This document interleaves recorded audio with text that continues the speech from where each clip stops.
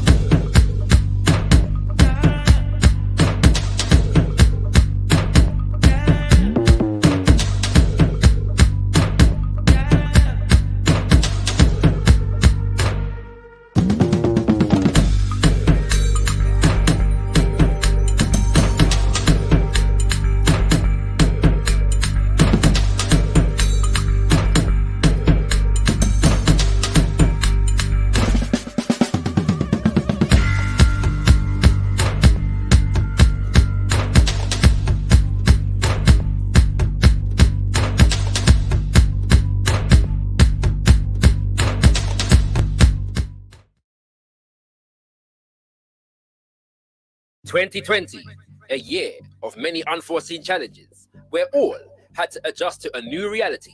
And despite it all, Gotkush TV was and still is here to serve you. And what a year it's been. We began the repatriation journey with our new show, Voyage to Motherland. We dropped the knowledge as you took your seats in the Kush Community and joined us to hold a meds with the Ankh Doctor. Gotkush TV invited you to get involved in conscious, controversial conversation and enter Decipher. And when the world went into lockdown, we kept you connected with the Quarantine Convos. We kept our finger on the pulse of the community with coverage of the Reparations Rebellion and the Black Pound Day All Dayer. Not to mention more wordsmith and a slew of new music video releases for your viewing pleasure, and the official launch of the Gotkush TV website. We also brought you events including Women of Power and, of course, Black Tricity. Now, in 2021, Gotkush TV is continuing to level up the thing. First up, we are pleased to inform you that GotkushTV.com is open to exclusive memberships. Sign up to any of our membership tiers and you will gain access to playbacks from all our events and an ever-growing list of exclusive original content, including interviews, documentaries, and shows such as Kush Community. To become an official member of GotkushTV.com, simply hit the membership tab. Stay tuned for continued updates. Then there's the new shows. Look out for more Decipher, Wordsmith, Hold a Meds with the Ankh Doctor, and weekly episodes of Quarantine Convos focused on health, wellness, education, and inspiration for our community. As always, the Gotkush TV film team is available for hire to cover all your events, adverts, infomercials, and all filming needs. Visit us at GotkushTV.com for hire inquiries and more information. Stand by all black businesses through our website, social media, and show content. We have monumental advertising, sponsorship, and network opportunities catering specially for you. Check out the advertising page on GotkushTV.com for more information. Gotkush TV is in full flight to join us for the ride. There's 4 things you can do. Subscribe to our channel. Hit that bell to make sure you don't miss a release. Join us on all social media and hit up GotkushTV.com to subscribe to our mailing list and sign up to become a Gotkush TV member for exclusive opportunities in the near future. Let us know you are feeling our content by hitting that ever so important button of approval. Comment. We want to hear your feedback on everything we are putting out. So make sure your presence is felt in the comment section. Share. Spread the word by hitting that share button and exposing your circle to the magnificence that is Gotkush TV.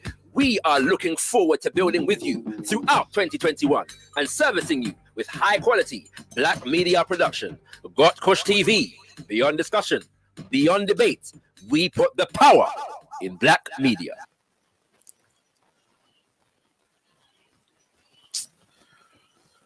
Microphone check 1, 2 in the place to be with the one and only Gotkush TV. We are in the building on this, is it the 5th? The 5th of June. Sorry, the 3rd. I'm running ahead of myself. The 3rd of June, 2021. Yes, indeed, kings and queens. It's back for another session of Quarantine Convos. And today we are going to have an extremely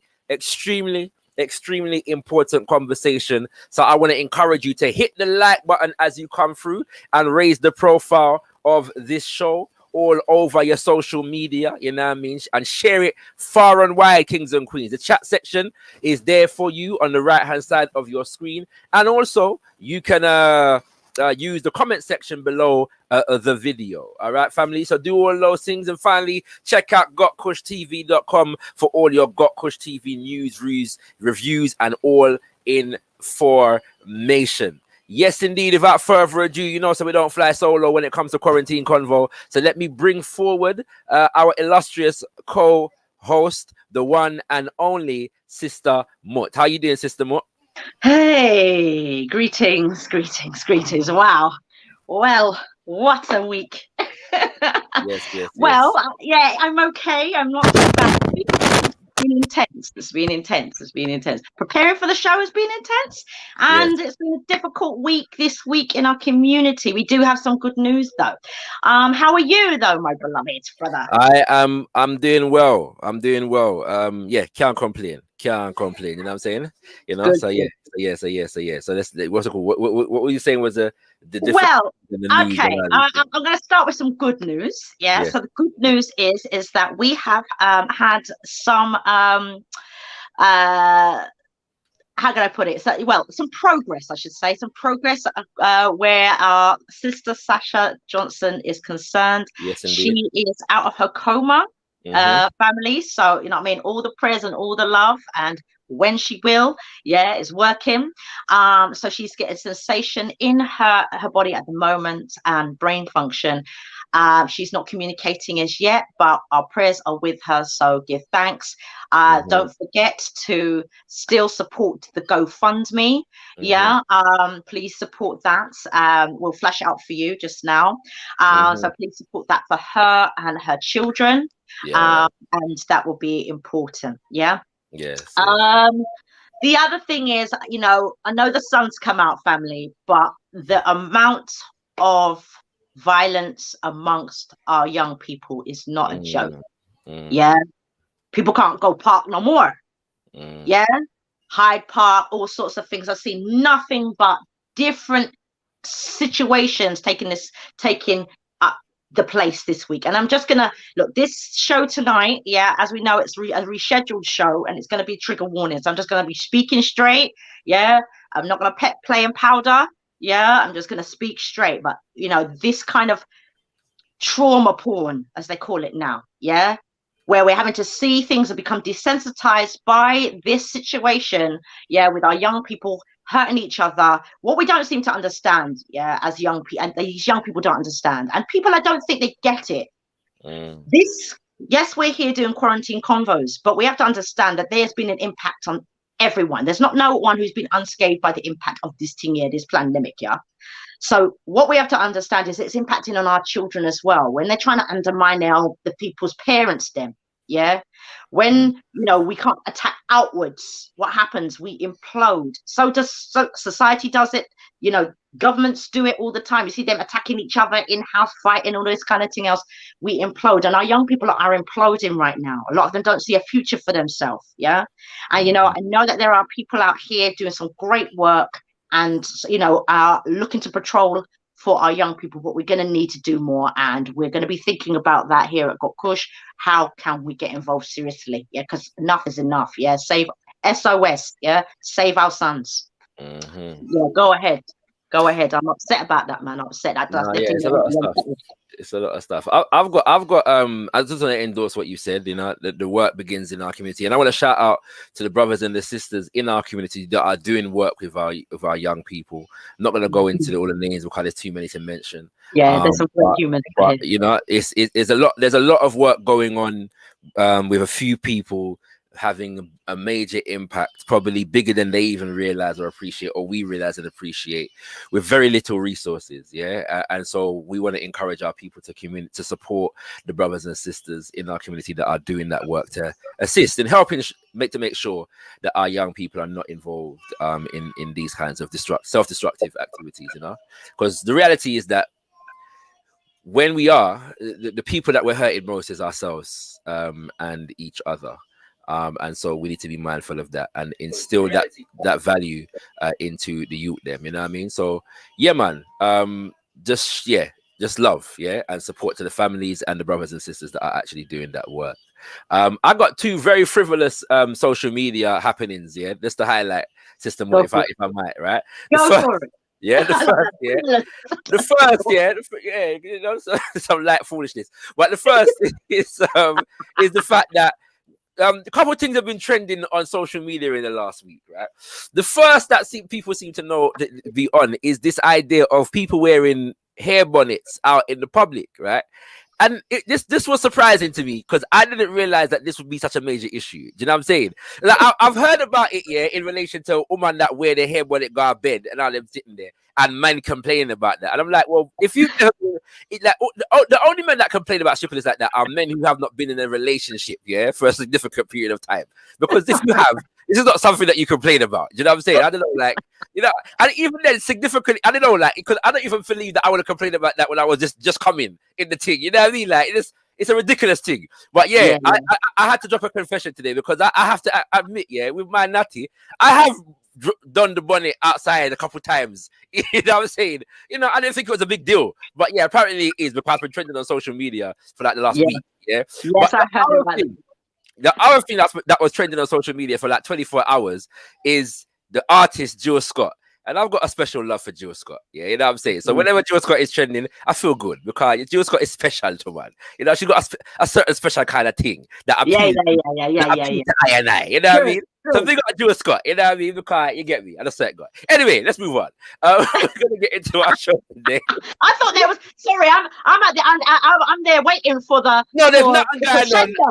No, there's no crescendo. Oh, okay. It's just that Jill Scott is a beautiful black woman, and that's it. We just want to testify to the beauty of Jill Scott. That's it. Without saying nothing more. There's nothing deep about that. No. Nothing to be said. All right. Nothing deep. No, you know what I'm saying? No moral to the story. Nothing. Jill Scott is nice. Well, you need to just crack up her name. She just nice. All right, I got it. All right, you know what I'm saying? All right, you know what I mean? But so as we get into our show today, we know that every week Sister Mut drops a proverb, for us to centralize us, and orientate the consciousness around our guests and our subjects. So let's hand over to Sister Mut for that purpose. Well, I have two, and we know that this was postponed, and it got postponed when I had a baby to deal with on the day. So, but I've done two, and because I'm dealing with the women who are communicating tonight, our guests tonight, I have one for them, but I also have one for those who, on some level, are the perpetrators themselves. So I'll start with this. Honorable is the person who is aware of their power, yet refrains from inflicting harm onto others. And our second one for our queens this evening, when sleeping women wake, mountains move.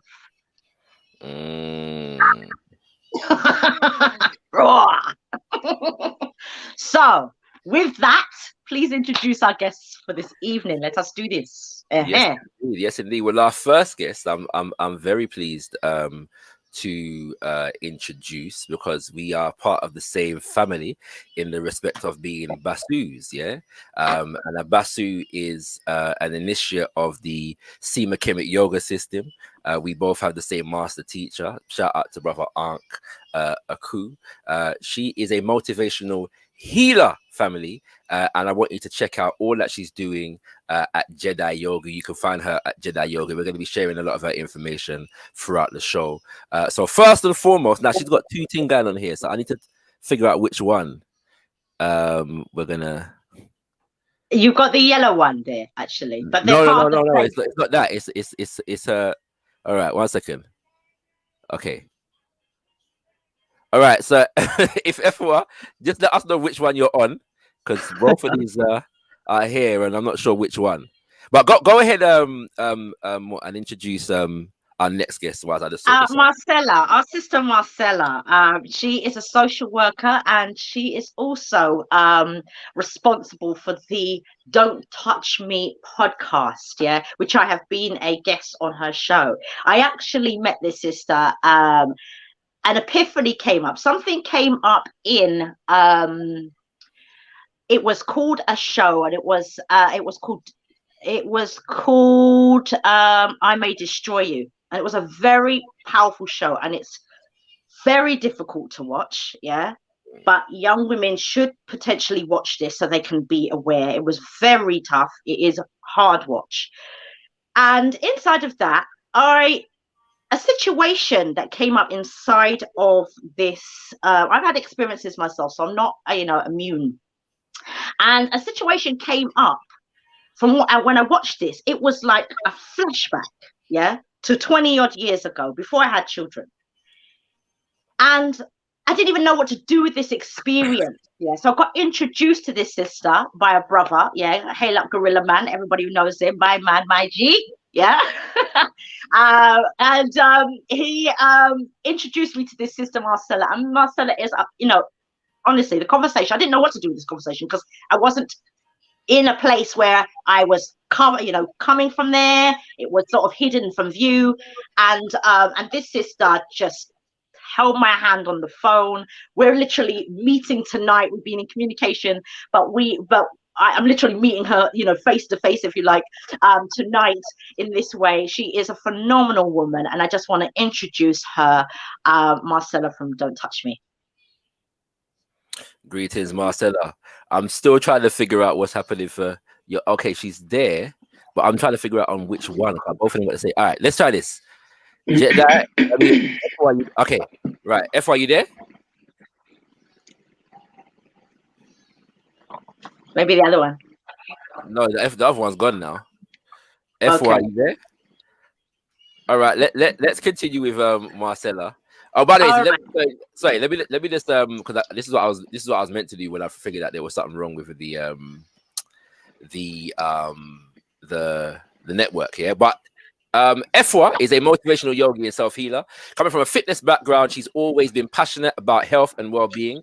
Her self-practice and subsequent teaching of African and Kemetic yoga is an extension and expression of what now culminates in over 20 years experience. Ultimately, her goal is to create and establish a sanctuary of healing where people can access a multitude of healing modalities in a safe, nurturing environment. Also, through sharing Tamare Smaitawi or Kemetic yoga, it is my highest purpose to help to raise the frequency and vibration of humanity in this time. So that is Efua, aka Djed-I Yogi, and we'll get her through once whatever needs to be worked out is worked out. All right, so sure. So let's move forward. Well, I think look, I want Marcella to introduce herself. She is an amazing woman, and I don't even want to speak for her.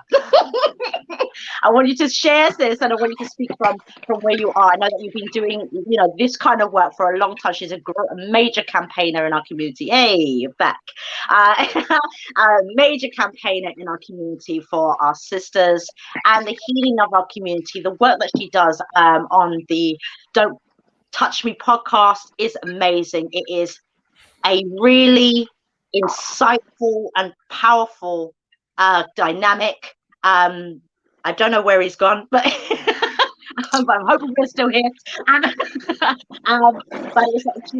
you have a powerful dynamic, yeah, and you really allow women to heal and feel comfortable. And I was saying it just prior to the show. I was saying, if I could, I'm virtually holding our hands in a sister circle right now. Yeah, just know that. Just know. Yeah, I share. Yeah. So, without further ado, please introduce yourself, ladies, and just a little bit about yourself, and then we'll get into the conversation. So, Marcella, please start. So, hello everybody. I'm Marcella. Yes, I am a qualified social worker, and outside of social work, I literally give all my time to the community. I assist women who have experienced domestic abuse, sexual abuse, adverse childhood experiences, and coach them in a way where they're able to understand that after being a victim, then you're a survivor, but after you're a survivor, you can thrive. So it's all about raising that awareness of there is life after abuse and you can make it. And we also need to appreciate small wins as well. So I have my podcast. I've just started my blog as well. So my first blog post is up, which is concerning a lot of the missing Black women and girls that have been reported missing over the last 20 to 25 years and are still missing, and raising the awareness as to why there's not that much media attention around it, and looking at the statistics as to why it possibly could be happening so often, opening that conversation about the hidden harms in our community, because let's face it, yes, they are listed as runaways. However, there could be things that they felt that they could no longer live with, and we have to be mindful of that when people have left home and not returned. So yeah, so that's me, community spirited, and just giving back from the experiences that I've been through. Thank you.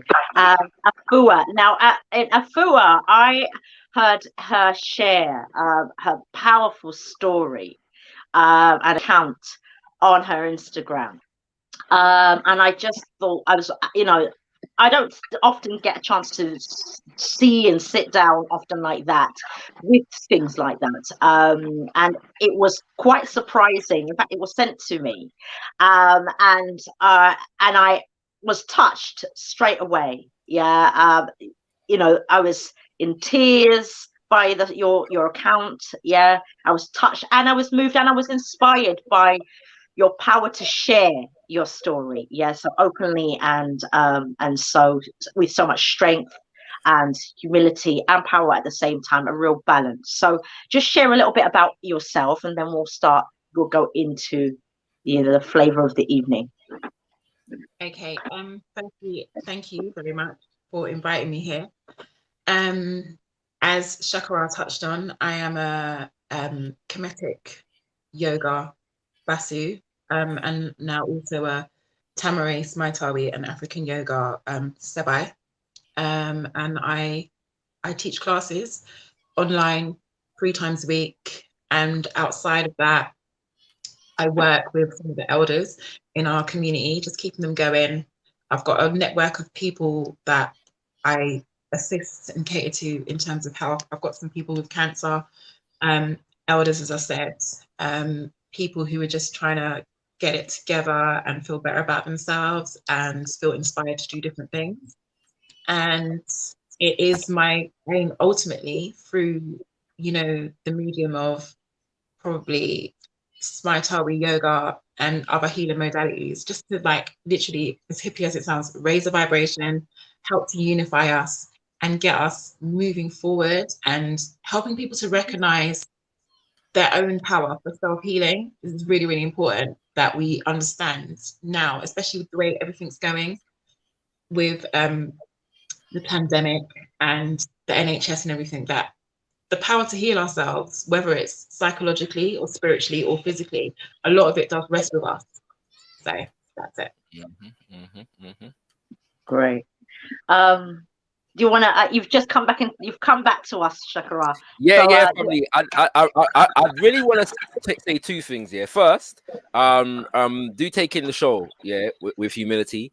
And I'm encouraging the man them to tune in, you know what I'm saying, and not to feel some sensitive things are going to be said, but not to feel attacked, you know what I'm saying, to open up your mind and your spirit and your heart to the conversation, and receive it. Yeah, wherever you enter the conversation from and to, because I know that can happen where brothers are concerned, where these things happen, where these conversations are central. But I think that we have a responsibility to take part. Yeah, and as mandem, we have some conversations ourselves to have in relation to these issues. But many of them are going to be informed by the things that our sisters have to share. So we're going to get the experiences and the sharings of two sisters today. And I think that we should all tune in and allow it to shape and inform ourselves, our character, and our behavior from here on out. So I just wanted to make that point. Being the only brother, on the panel at the moment, I think that's an important thing to say. Thank you. Okay, thank you for that, and I appreciate that. And we have to remember, if you didn't see the Black men's mental health one, you know, we touched on men in such a way, and it was very touching. And I remember somebody coming in the comments and saying that you know they felt like they were being understood by myself and the sister Alima Faye. You know, we're here for you too. Yeah, so this is not an attack on our brothers, but we understand that the physical strength that you have will allow you to be able to do things that maybe we are not in a position to do in that way ourselves. So I'm going to start, the conversation, and I'm just going to be straight and open. Yeah, I remember being in a relationship many years ago. I was 17, 18 at the time. Yeah, and I was in a relationship. It was my first relationships that I was in. And the relationship, you know, we're very intimate, regularly intimate, yeah. But our relationship was breaking down at one point. And when our relationship was breaking down, it just got into, you know, it cascaded into things. It got into a physical kind of relationship. I remember one of my friends saying to me, "Oh, we went out to the rave. I think we were at Maximus back in the days. Yeah, at Equinox. And you know, me and my this brother, you know, I'm a 5 foot woman. He was 6'4", and he was. We must have got into some kind of bungle in the bedroom or what have you, and it became sort of almost normalized. Yeah, this dynamic. Yeah, and he and my sister friend, you know, at the time, you know, I was getting ready, you know, I mean, my hair was slick and all this kind of thing. And she goes, "Oh, did you lot just have a fight?" And I said, "Yeah." And I was just like, "Yeah," just put my jacket on. I just left the house. Yeah. That was just like, those things go on. Yeah. Let's just be clear.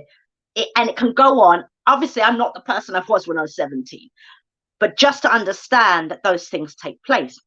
Fast forward, we were together a couple of years, and the relationship was just becoming more and more, if you like, toxic, yeah, at this point. And one evening, I'm just getting, you know, trigger warning for anybody, but one evening, yeah, though we were very intimate, regularly, daily, yeah, he decided to try to force himself on me, yeah, his hands in me, if you like. I'm just gonna be straight, yeah. And I didn't even know what to do with that experience, because I didn't feel like, you know, I was too young to understand, okay, was I assaulted? Was I not? What just happened there? I knew I felt something, yeah. And when I reached out to people, you know, at that time, yeah, you know, a good nearly 30 years ago, yeah, people didn't know how to communicate that. Elders didn't know how to communicate it, didn't know what to say, didn't know what to do with that kind of, you don't know, they don't know where to go with that. We're fortunate that the times we're in, with work that like Marcella does, as well as Efua, the work that is happening in our community, yeah, allows women now to have the space to share and the space to heal, yeah. So fast forward, we split up at some point. We didn't even split up at that point. I just know that it was the beginning of the end for me and him. And fast forward, I moved on. I'd actually become a mother by now. You know, I was in my zone, and I did some personal development. Yeah, and it came up in my personal development that I needed to complete this conversation with this brother. Yeah, and I went, and we lived together at that point. I was quite young, and we lived together. And I went to find him, and I remember feeling all this anxiety and fear. It was almost like everything came flooding back as I walked through his house. Now he didn't live there anymore, and he had a tenant in that same house. But then he was contacted, yeah. And I'm not saying this is the story for everyone or this is the way to go, but this is the part of my life where the healing took place. That's not to say other situations didn't occur, but I was empowered from this point. So what happened from this point is that he got in contact with me, yeah, and we met, yeah, and we met up and we had a conversation. And I'm about, fast forward 24, about this time now.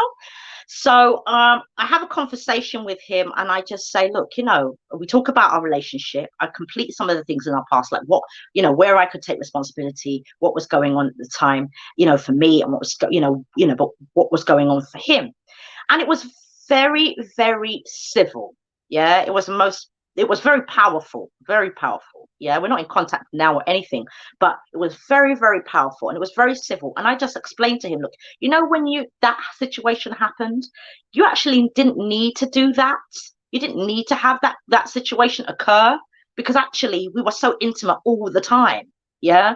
And his apology, yeah, to me just made all the difference in that moment. It just changed the game for me. Yeah, he recognized it, he saw it for what it was, and he apologized for doing that, and he recognized he didn't need to do that. Yeah, so I just want to show you that healing is possible in all sorts of different dynamics. Yeah, so I share that story, yeah, because I want you to understand there's many women who have not been, have been unscathed from this. There's not many women I know who haven't had a situation. Yeah, and I think, there's a lot of women, whether they're in the conscious community or not, it's quite prevalent. Yeah, and it's just about the healing journey going forward. Yeah, so I just want to share that with you, and then I want to pass it over to Sister Efua. Yeah, who, if you're open and ready to share, I'd like you to be able to share and have other people understand what your journey has been and what healing you have had to take. Okay.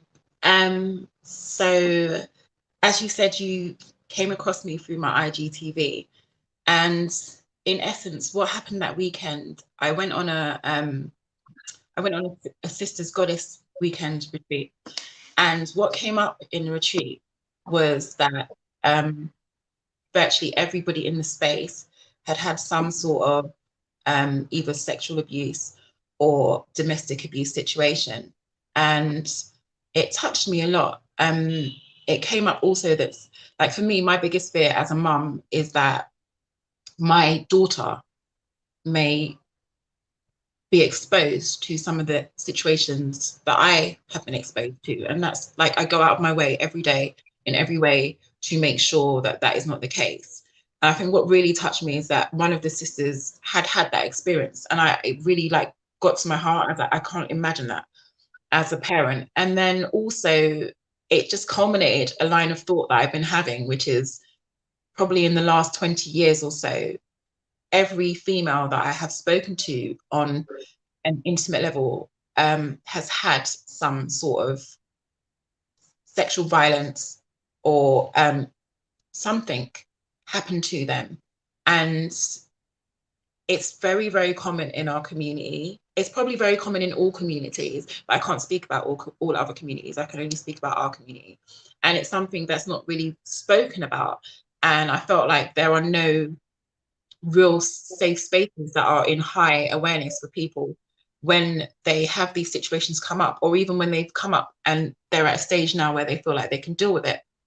So that day in particular, I just decided that I wanted to speak about what had happened to me, because I want people to realize that it's very commonplace, and we need to be very aware of these things happening to our daughters and our sisters and our aunties and our cousins and our mums.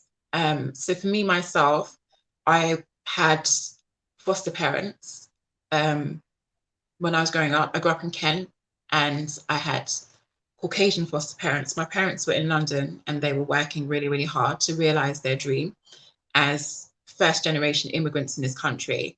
And my other siblings were in Ghana. And so for me, all I knew originally was, for maybe the first few years of my life, was Kent. But my foster father abused me. I didn't realize what even was occurring until maybe I was about 7 or 8. Obviously, you know there's something, but maybe the gravity of it. And I remember the realization coming to me when one day when we were doing human biology at school, and I don't know what just exactly clicked. We were going through probably the reproductive system and whatnot. And I just remember sitting there thinking, wow, not even necessarily quantifying it as that I had been abused, but really, really knowing that something was not right. As an adult, I think I don't really have too many memories of it, but I do have a couple of flashbacks. And then on top of that, there have been further instances in my life where men have violated me, for want of a better word. And it's happened many times, actually.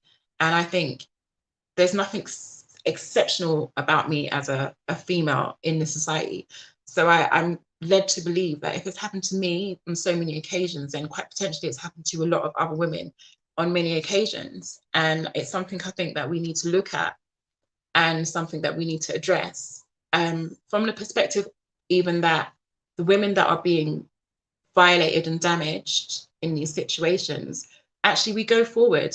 And if we don't heal, we become mothers and we become girlfriends, and all of the toxic attributes that are attached to that abuse, we can carry them forward into our relationships. We can template them onto our children, whether they be sons or whether they be daughters. And the same thing applies whether it's a sexual abuse situation or a situation of domestic abuse. And I've seen it with my own eyes. I've seen women who have grown up in households of domestic abuse, and then literally, as much as you would think, well, why would you go and repeat that situation?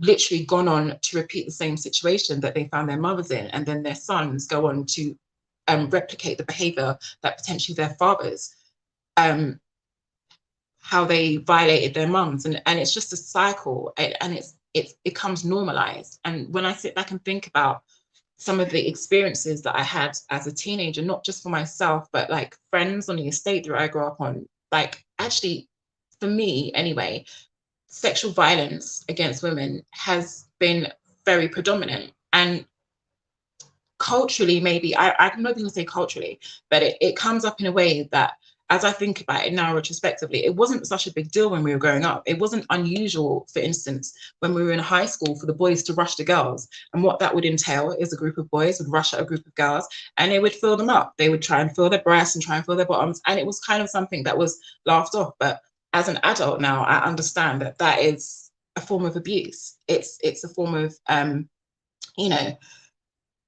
exerting a certain form of power over someone who is potentially defenseless, because maybe they feel more vulnerable to vocalize that, yeah, this is not cool, or maybe they come from an environment where they have a higher threshold towards that sort of thing. Because that's the other thing that happens when I feel like when you're in those situations, your threshold for certain behaviors that other people would be like straight away, no, that's not right. Your threshold is raised because it's commonplace for you.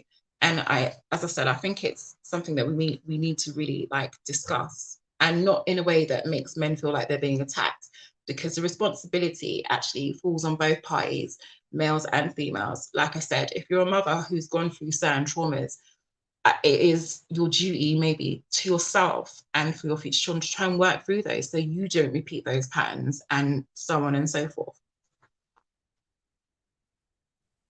Thank you. Shakara, want to say something? No, not before Sister Marcella has an opportunity to speak. Sure. Okay. Yeah, just wanted to know if you wanted to say anything in between at all at this point. That's fine. Go ahead. Okay, so Sister Marcella, yeah, I know you have some powerful experiences of your own, and your work really stems from it, and the work that you do in the community stems from that. So yeah, just share from where your heart feels. Okay, first of all, thank you very much for sharing, Efua. That was, brave. I'm not going to say strong, because we're often pigeonholed into that strong Black woman trope. So I'm going to say brave, and I'm going to say thank you. I appreciate you sharing. I'm going to begin with something I wrote just the other day. Just a small poem, few lines, and it goes like this. The 30th of May, 2021, 17 years since I looked down the barrel of a gun. I lost all my petals when I tasted the metal. He squeezed my neck, I saw stars and flecks. I thought I was dying, but here I stand thriving. Now, my story began, wow, I think as soon as I came into this world, you know. I'm what you would consider a Windrush grandbaby. So my mother and grandmother came here of that Windrush generation. So my mum came here when she was 15. So I don't have any British-born, English-born parents. All of my parents are of that era. My mother had issues with alcoholism and also anorexia. And obviously in the early 70s, that's not something that is even looked at on a scope, let alone amongst our community. My mum was in an abusive relationship, so there's a lot of intergenerational trauma. I'm an only child, so therefore my mum, in her bouts of suffering with alcoholism, she would share a lot of what my biological father perpetrated against her. And I spent a lot of my childhood nursing my mother's alcoholism. I went through the phase of wanting my mother to stop drinking alcohol and throwing it all down the sink, to the rebellious teenage age where I was trying to do the hard love approach, but that wasn't working either. At the age of 6 and 7, I was sexually abused by my primary school teacher. And again, at that age, you don't know what's happening. And it's as you're getting older, you're having the flashbacks and you're realizing something's not right. This is not just a dream. Yeah, it was eventually covered up by the school that I attended. That's a whole new story for another show. At the age of 14, I fell pregnant with my first child, my first daughter. And within a year of having her, a 37-year-old man absconded me and literally moved into a flat that was given to me by the local authority at the age of 16. And I was left to my own devices to raise a baby. And this man, that was a so-called friend of the family, had moved in. And in my experience, it was a case of how my family dealt with it was, well, you know, and I think that she had big woman, all of this kind of thing. So it was like, it was very much the blame cultural kind of thing. So there wasn't the aspect of we need to save the girl child from this situation. It was very much this 16-year-old knows what she's doing. I then escaped that abuse in my mid-20s after being at women's refuges and, you know, temporary accommodations, and now I'm here in my home. Finally, I have a home. And my last part of my journey, I decided to get my degree because I always wanted to go into further education, always wanted to have letters after my name, you know. Went into social work, got my degree, qualified last year, now in my new role, enjoying my new job, and I'm not looking back. And for me, again, I agree with you, Efua, it's important that these conversations are had, because when I was growing up, again, yes, boys rushing girls, but there was also the older generational men that were in the community that were violating young girls underneath their mothers' noses. And I'll bring you to the Rotherham case files. And if anybody understands that that was a serious case review where young girls were being groomed by men. I'm not going to go into the cultural aspects of it, but everybody knows about the Rotherham files. And I can honestly say where I grew up, there was a level of that too. And elder men violating young girls. So after being sexually abused, then being, you know, and before being in this abusive relationship, there's periods where, again, yes, I was violated. Services were involved in that, whereas when I became pregnant at 14, at 4 months, 5 months, 4 months pregnant, the head teacher decided that, well, we don't want all the girls to copy what you're doing, so we're going to send you to a Peru. So they placed a pregnant, vulnerable young girl into a pupil referral unit. Back then it was called something else.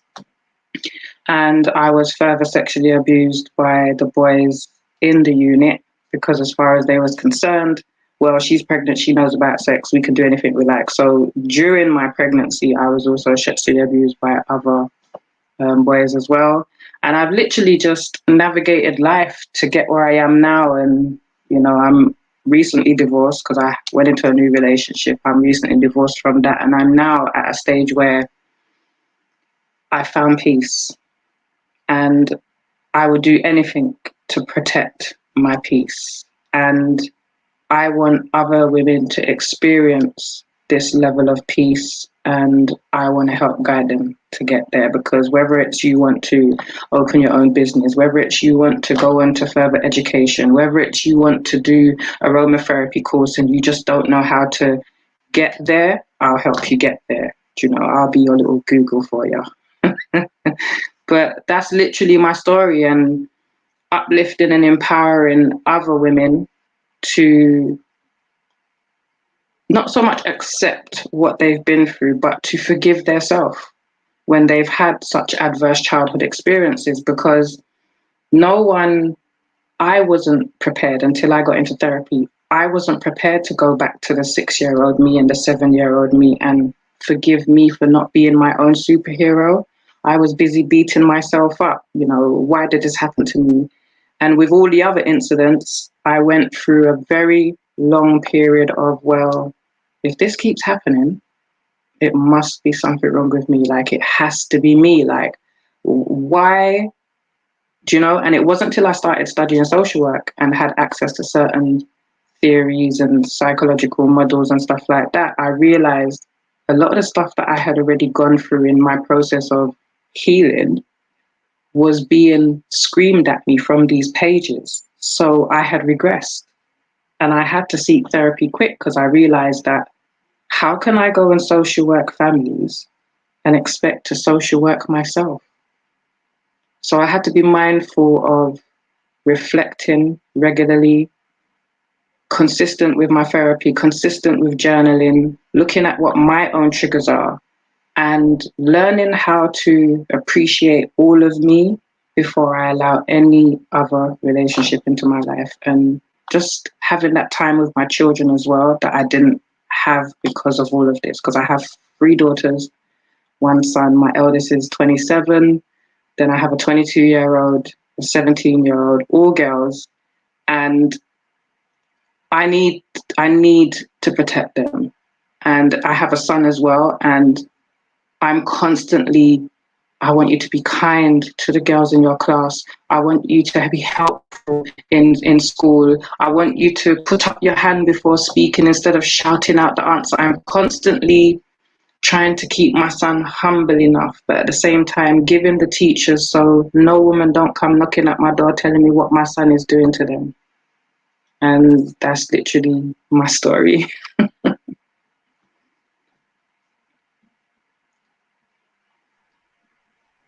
Thank you. And I just want to thank you both.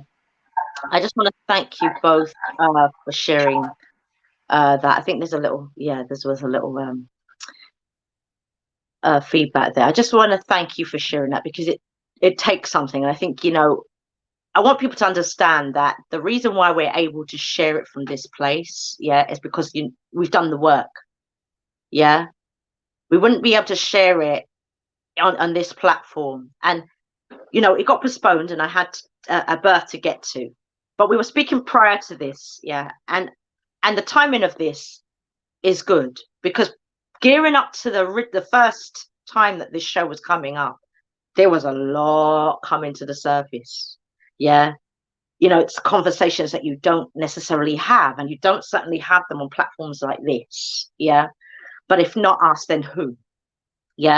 And And so it's a case of understanding and understanding that these conversations are necessary for our own healing and our development and our evolution going forward. Yeah, we don't say this because we haven't experienced it. We don't say it to make light of the situation. It's the work that we have done from these experiences shows you, but also gives us, I suppose, confirmation, yeah, that the healing has happened and continues. Yeah, these are hidden scars. Yeah, and it's important. I implore men, and I want to get to having your views, Shakara, but I implore men to really start to see that these women, yeah, women in your community, women in society, your daughters need protecting. Yeah, we cannot keep continually having these conversations over and over again, generational conversations. Yeah, we know that things are going on in society. Yeah, but if you are, as men, not going to protect us, and not all of you, because there's some phenomenal men in our community. Yeah, but there are some bad apples who are spoiling it for the rest. Let's be clear about that. Yeah. And I want men to start holding other men accountable. Yeah. For their behaviors. If you see it, call it. Yeah. Not just because you're walking around with a man, oh, you know what, out of sight, out of mind, or what goes on. Because you see, when things are going on with women, and don't get me wrong, women do that too. Yeah. Women do that too. Women have a way of, when they can't deal with it, they may have had experiences themselves. But when women haven't done the healing work, and you put it and you explain your situation or circumstance that happened to you, they cannot handle it. Yeah. You'll find women attacking you, or enablers, as I call them. Yeah. And as they're known. Yeah. You'll have women attacking other women, or minimizing the experience of other women's experiences, simply because you can't be with it. And then when you peel it back, they've had worse experiences than yourself. So I'm saying this is a call. Yeah, this conversation is not just about sharing and an entertainment. This is a call to our community. We can see the state of what's going on. It's dangerous out here to continue this legacy. Yeah, and a lot of it, let's face it, it's slavery. Yeah, we didn't go around touching our youths. We didn't do that. So where are we getting that from? Yeah, call it. Yeah, a lot of, you have a lot of brothers out here doing some wonderful things, and putting themselves in, and some people put themselves in particular situations.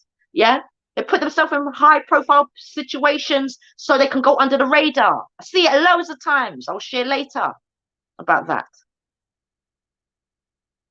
Enough is enough. Call them out. Yeah, you see, what other men don't understand, yeah, this is what men have to understand, and people have to understand. You are judged by the company you keep. Yeah, and if you're going to move around with people who have done things just because you don't, you're one of them. You're one of them. Don't be fooled. You're one of them, because you're an enabler. Yeah, when men are leaving their children all over the place, having babies all over the place, and you're moving with those kinds of men, you're one of them. Yeah, I'm just going to call it today. You're one of them. Don't be fooled into thinking that you are above them, man. There, you're not. You're at the same level, if not worse. Silence is violence. Yeah. So, Shakara, please. I don't actually have a whole heap to say at this point. I think the first thing I want to affirm, well, yesterday actually, I have an event coming up called Affirming Black Manhood, where we're looking at addressing issues to do with, defense, definition, affirmation, projection of Black manhood. And so I'm doing a series of live conversations leading up to the event. I had a brother on yesterday called Mkolo Mhleli Linda from South Africa. And this subject came up in the midst of our conversation. And I made the statement that this is our responsibility as men to solve. Yeah, and I'm saying our, that the collective pronoun, including myself. Yeah, and in the sense of the fact that for me as a man, it matters not whether I am individually a perpetrator of these actions in my individual self, if that makes sense. I think that in as much as there is a collective behavior, however pervasive it is among men, that is affecting the women in our communities, our sisters, our mothers, our daughters, our nieces, the daughters of our friends, etc., in a certain particular way, that we all have a collective responsibility, and I accept in saying that it feels heavy. Yeah, to say that and to take on that responsibility is a weight. Yeah, and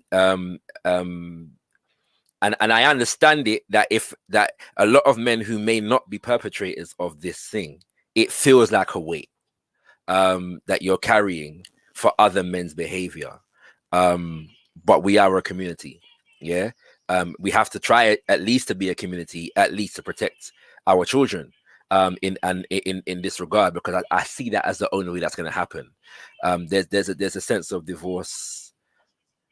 What's the word? Fragmentation. Yeah, that exists within us and our consciousness, that produces this thing. You know what I'm saying? That produces certain kinds of behavior, and that's the way I see it. So I'm appreciative of the sisters for sharing what they've shared. And yeah, I will have more to say probably in a bit in a piece. But I think for now it's appropriate for the sharing to continue. And as well, all the three of you have said that there is healing, and there is life after, and so I believe that that journey and those stories are important as well. Do you know what I'm saying? I think oftentimes, and this is why I say one last thing and I'll close. Oftentimes these things spill out onto social media. And in my humble opinion, it has a tendency to increase the toxicity because the conversations are not productive. Yeah, and part of the reason for that is, in my humble opinion, a lot of the healing aspects of it are not able to be shared in that environment. Just what I'm saying,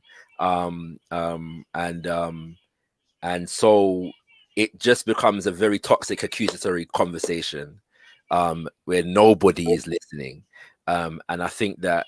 That balance is necessary for all of the accountability that needs to take place to take place, as well as for the conversations to be a bit more open and productive. And so I hope that contributes to the conversation thus far. But it does. It does, and I appreciate you. I appreciate your honesty inside of that, because I think one of the things that, and these sisters, you can tell me what you think about this, but as women, we want to see men who are not perpetrators, come together collectively, in a way where they are holding others to account. There is a healing, just like sisters come, like Sister Efua talked about the healing circle. All of us have done this healing work, whether we've done it in circles or not, Men are not generally coming together to heal. They come to talk, but they don't necessarily come to heal together. And there may be perpetrators amongst these men, and it's time. And it doesn't make you less of a man. There's this whole alpha, beta business, etc., etc. Healing is a healing is a healing. It makes no difference. What we really want to see in our community as women, because we already know what society is doing and how they're trying to depopulate everybody and call man a simp if he cares about a woman and all this kind of nonsense. It's just as bad as feminism. In fact, it's just as dangerous. It's just the polarity of the same thing. Don't be fooled by that one. But it's a dangerous game to keep it going. And to say nothing. And you're right, it does feel heavy, but I urge men who feel what you feel, that weight, because other men share that weight too. Like, boy, I'm not one of them, and still I have to carry this like rocks on my back. But it will lighten its load when when you become a collective of men who have this conversation and say, we're not having it, yeah? What can we put in place? Yeah? And, there are times, like, what did we do in our ancient times? Yeah? It's not to completely destroy a man's credibility and destroy a brother who is, let's say, a perpetrator. It's to find out what's going on. You find out with these perpetrators all got their own story, Yeah? They all got their own story of abuse, of sexual abuse, of, you peel it apart. It's there. But what we want to see is brothers doing that kind of work on the brothers. And, women can come in and help facilitate some of that, but it takes a certain type of character of males. Yeah. And we got 20,000 subscribers to this. There's no excuse out here. Yeah. No excuse. Okay. Yeah. So far as I'm concerned, there is this is going across the globe. Yeah. And it's about having it happen in your environment. It is about calling those brothers into a circle and saying, no, enough. What you've done or how you've been being is enough. Yeah. And you don't have to destroy a brother or beat him up. You don't have to do all of that. Yeah. Because honestly, so when you say that, sometimes that may be necessary, but it that sometimes is it might be necessary. Did you say? no, it may well be as a man, yeah. I'm just saying that, right? But I having said that, yeah, that is often the male response. I watched a video some months ago. I have so I should have said this before. I have varying different levels of experience with this issue in my life, yeah, family and friends, which I won't go into at all today, right? But I watched this video some months ago. I came across this video whereby it was a TED talk. A father and a daughter were sharing their experience of dealing with her having been raped, right? And it was powerful because he shared this thing and he said, well, his immediate response upon finding this news out was where I'm there and when me gone there. Yeah, like, do you know what I'm saying?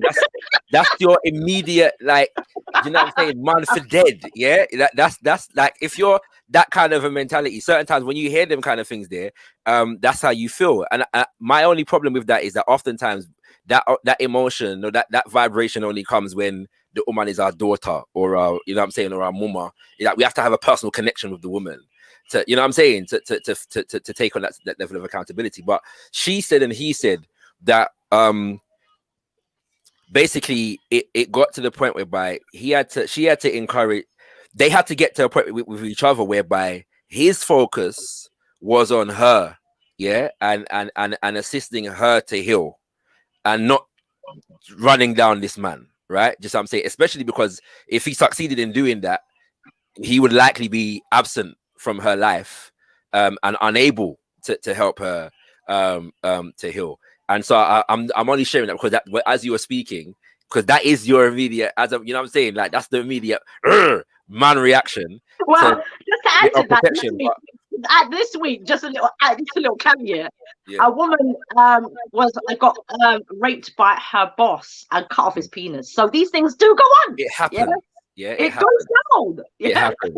In Barcelona this week. So I don't have to share it on the show, really. Yeah, no, and I'm saying it may be necessary at certain points, but I'm saying that for as men, yeah, I feel there also needs to be a balance. As men who feel like that, there also needs to be a balance in terms of being emotionally present and available to our sisters in that regard as well. So just to balance out that energy. That's just the point I'm making.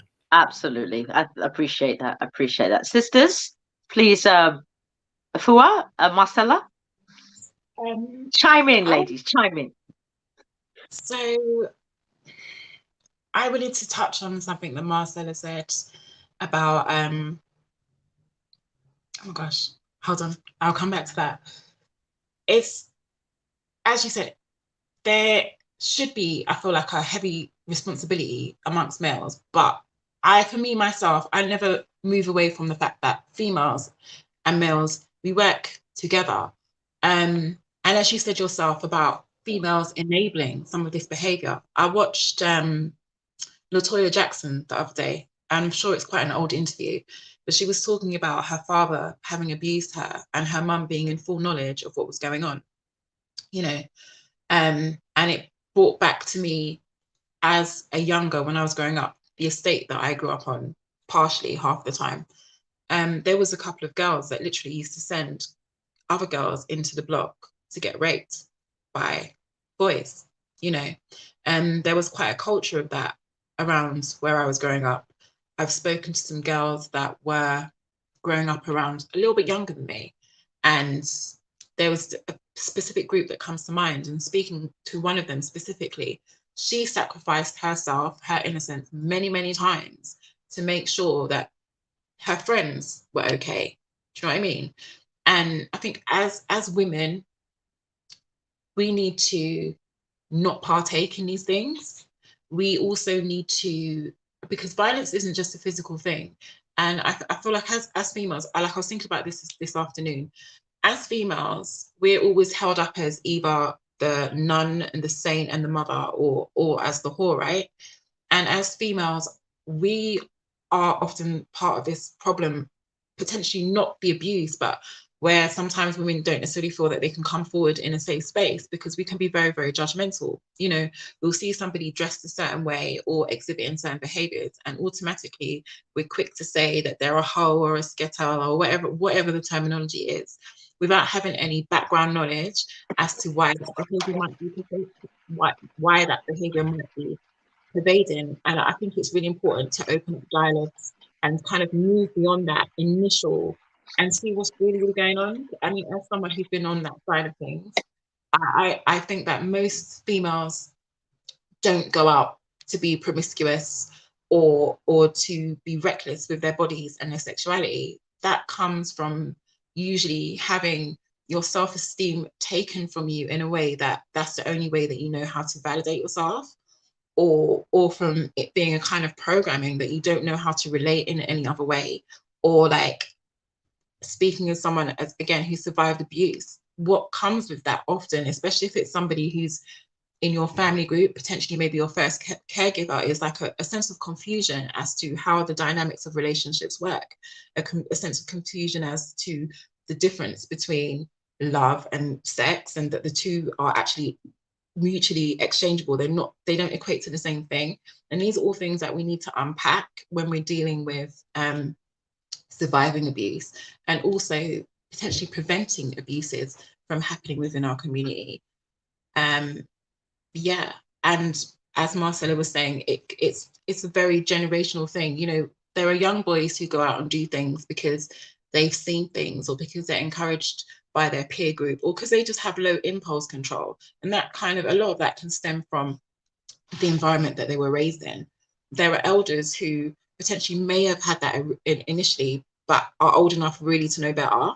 And who, as you said, Shakara, if you apply the principle, if this was my auntie, if this was my niece, if this was my daughter or my mum, would I want somebody else to be doing to them what I'm doing to them?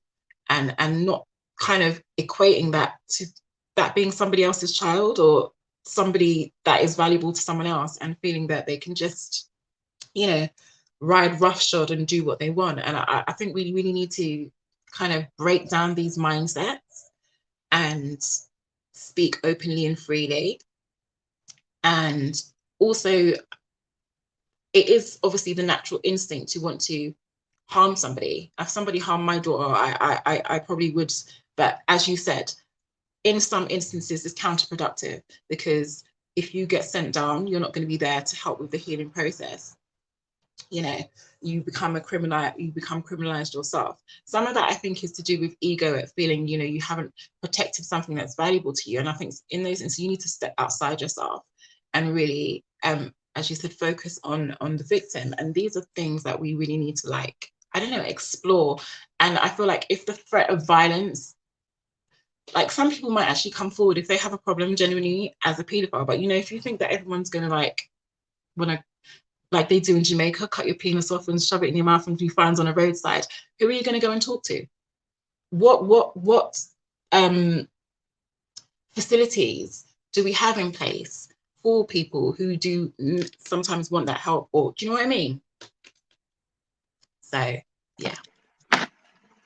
There is I just to add, I remember when I was recently working with an organization that dealt with domestic abuse, domestic violence. There is actual work out there.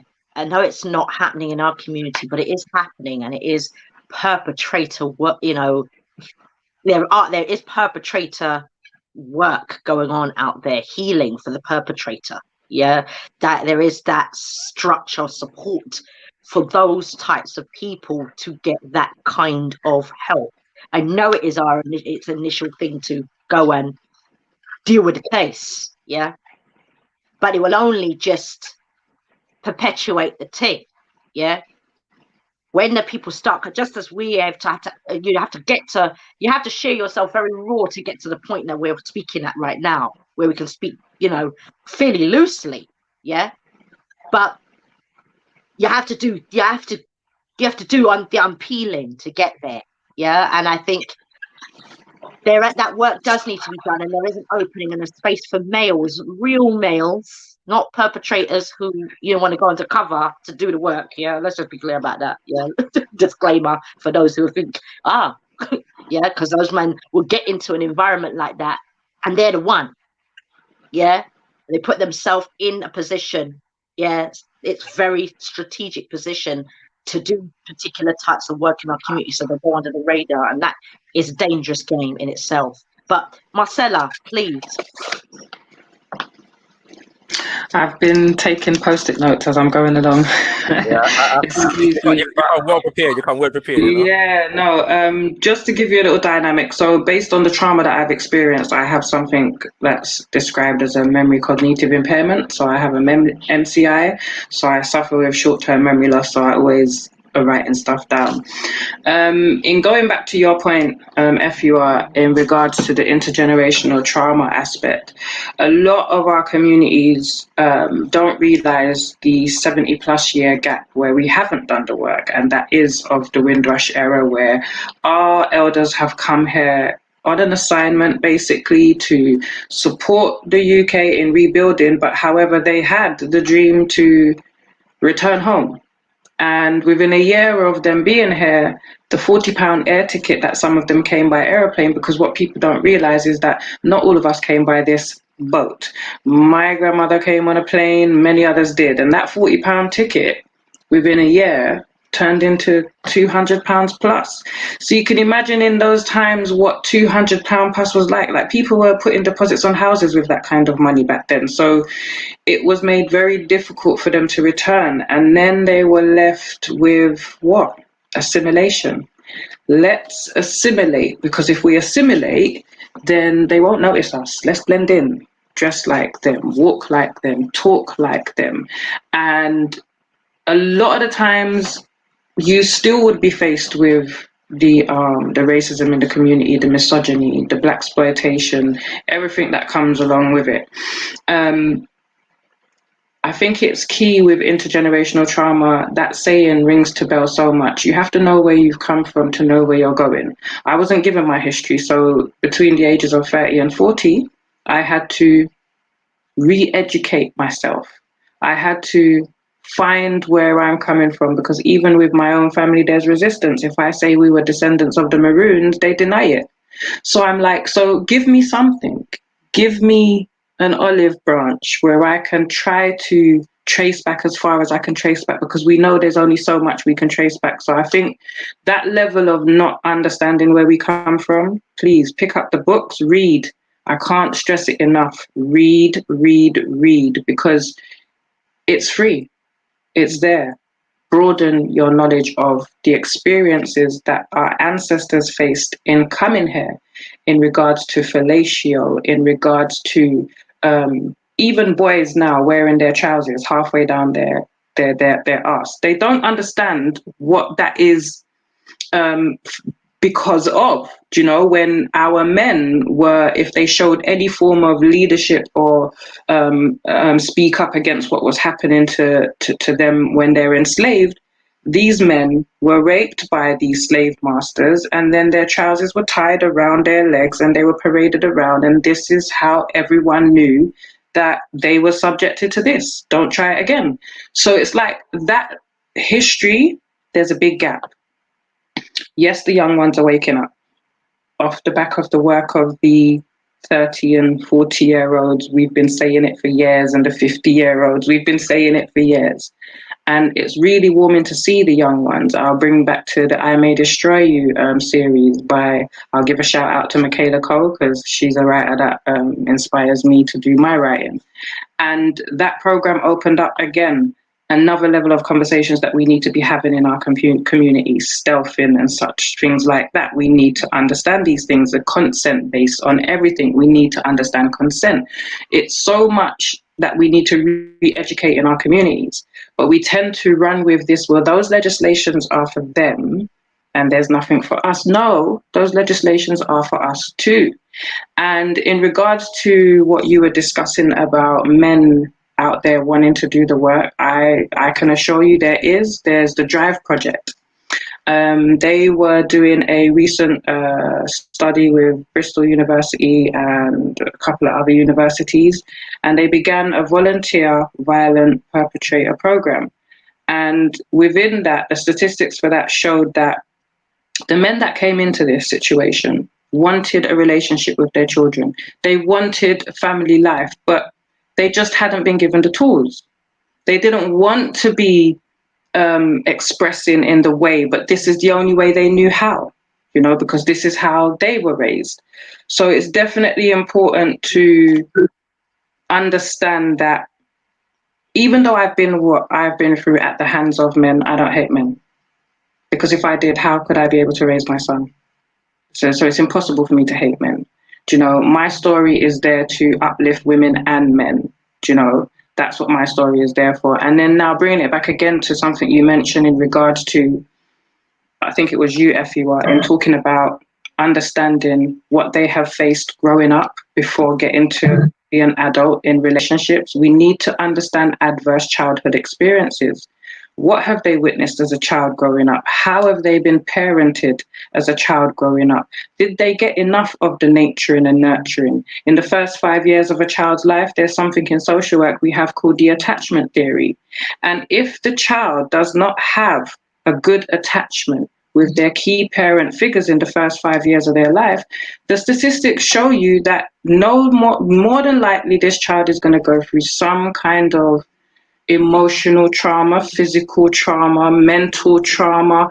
We can't say what it is, but they will, and so it's about connecting those dots along the way in development, bringing it back to what we once knew. It takes a village to raise a child. What about our relationships? It's not just like finish the rest of that sentence. We often say it takes a village to raise a child, but we never finish the sentence. What happens if a village don't raise a child? The child will burn down the village. Look around you. The children are burning down the village through no fault of their own, through societal pressures, through societal evolution, political evolution, people having their hands in a say in human lives that have never lived these experiences. And that brings me back to say that within the help in our community, we need to understand that in order to help women and men to go forward from these situations in their life, it takes people like me, it takes people like it takes people like Efua and many other women out there that have lived some form of experience. Because if the support is not survivor-led, how are you going to move forward? You could oppress that person further. Again, brings back to the blame culture and the language used around it. I've had many conversations where I've shared my story and the first thing a woman says to me, so why didn't you just leave? I'm then made to feel like, oh, so it's my fault because I didn't leave. Like, when are we going to stop saying, why doesn't she leave? And when are we going to start saying, when will he stop? And how can I help? Exactly. And my final thing is, again, with the blame game and the blame culture, sisters, stop tearing one another down. Stop it. We've got enough of that in society already. I'm sure as a Black woman, we've all felt that on the hierarchy of human beings, Black women are the pillars holding it all up. We're not believed in our pain. We're not believed in our trauma. We have to endure more pain than the other average human when we're going through medical treatment, when we're seeking help, seeking for abuse, for physical violence, for if we've been sexually assaulted. And then the other level of, well, what was you wearing?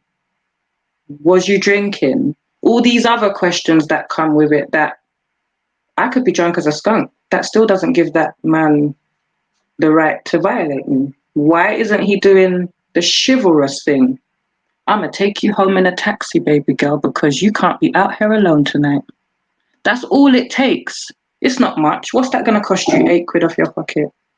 So when I say men do better, that's what I mean. If you see a woman in trouble, don't be an opportunist. Be your mother's son.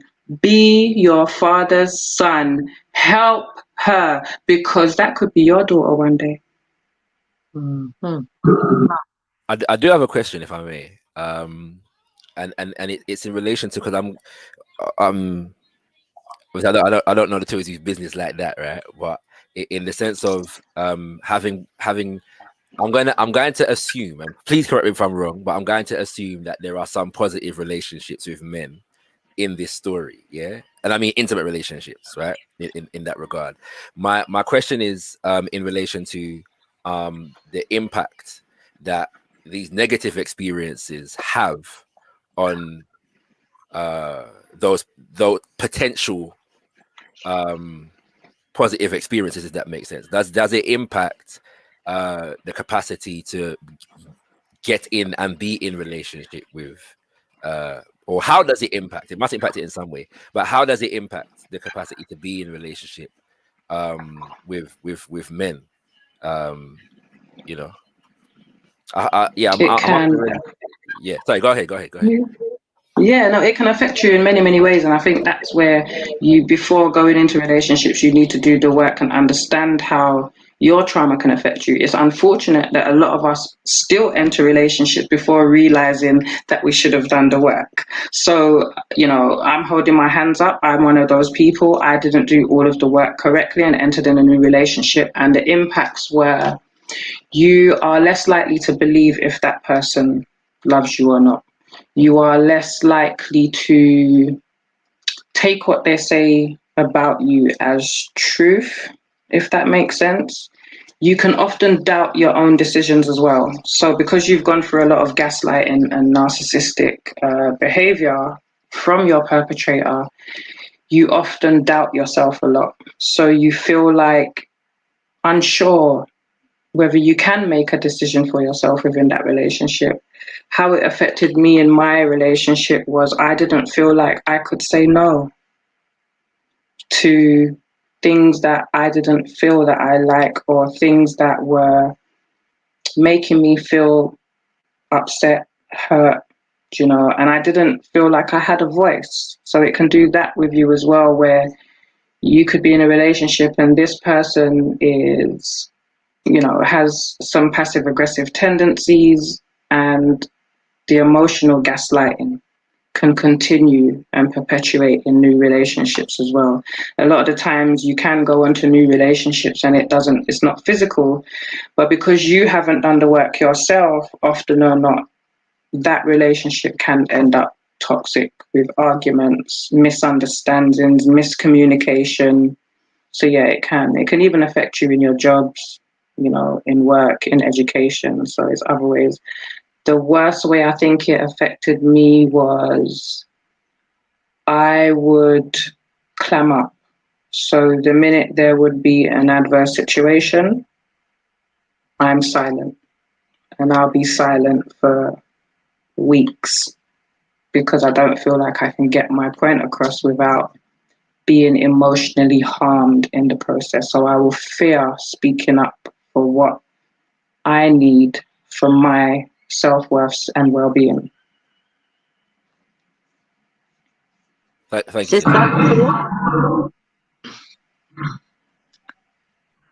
Sorry, if Marcella's finished, to follow on from what she was saying, I can say From my perspective, yeah, there have been positive relationships. I feel like I touched on it before, especially when I was younger, I didn't really understand the dynamics of relationships.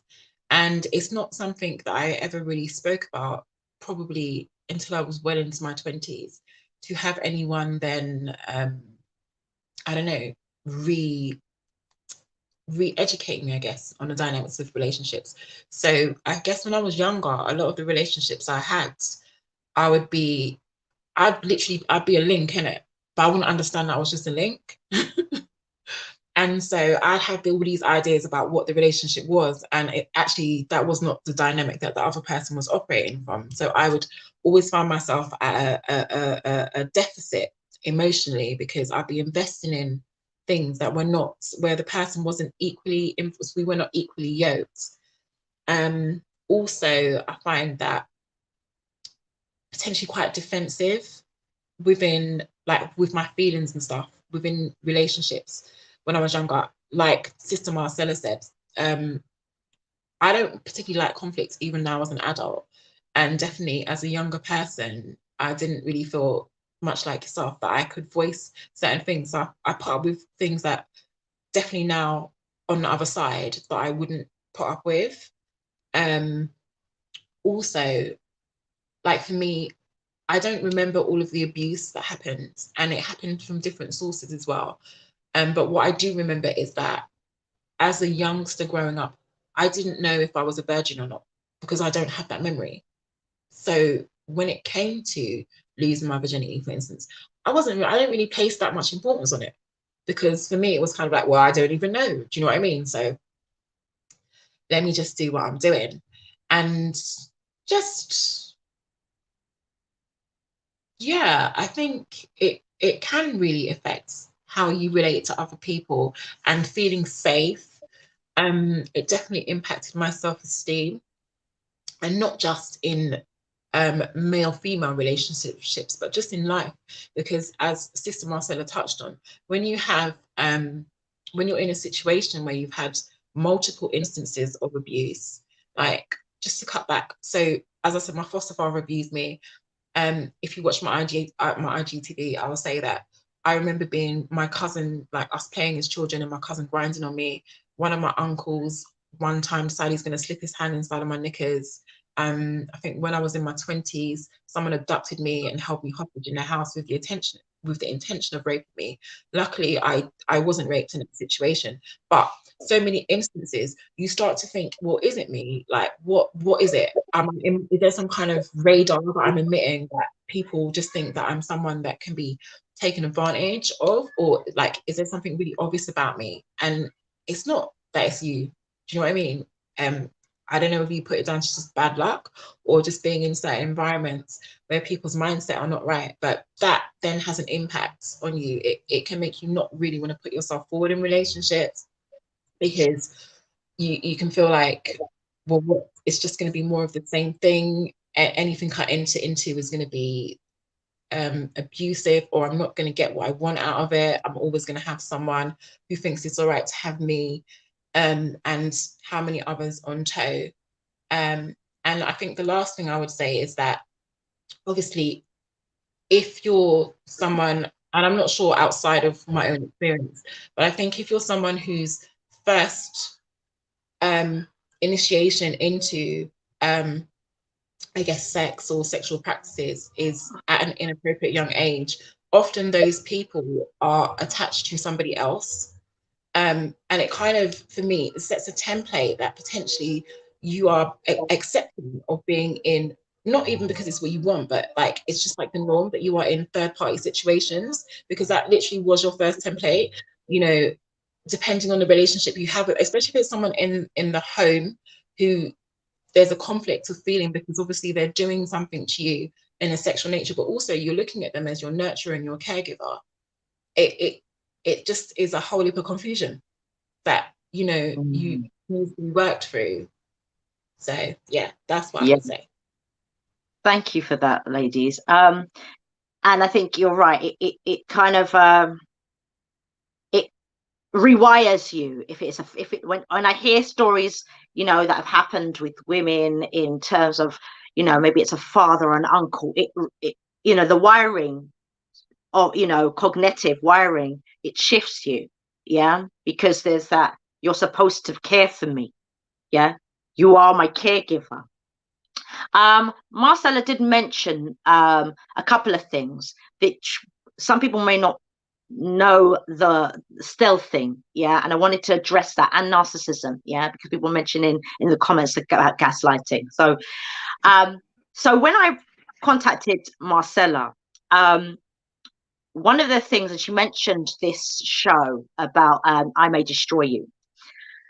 Fast forward from a couple of years of the conversation that was having earlier about what happened in, you know, previously in a relationship. Maybe I was about 20 by now, yeah, and I was seeing this guy, you know, we weren't really in anything that deeply, yeah, but I was seeing him for a minute then, yeah, and we chose to have an intimate experience, yeah. And in that experience, now stealthing, STEAL THING, for those who don't know, look it up.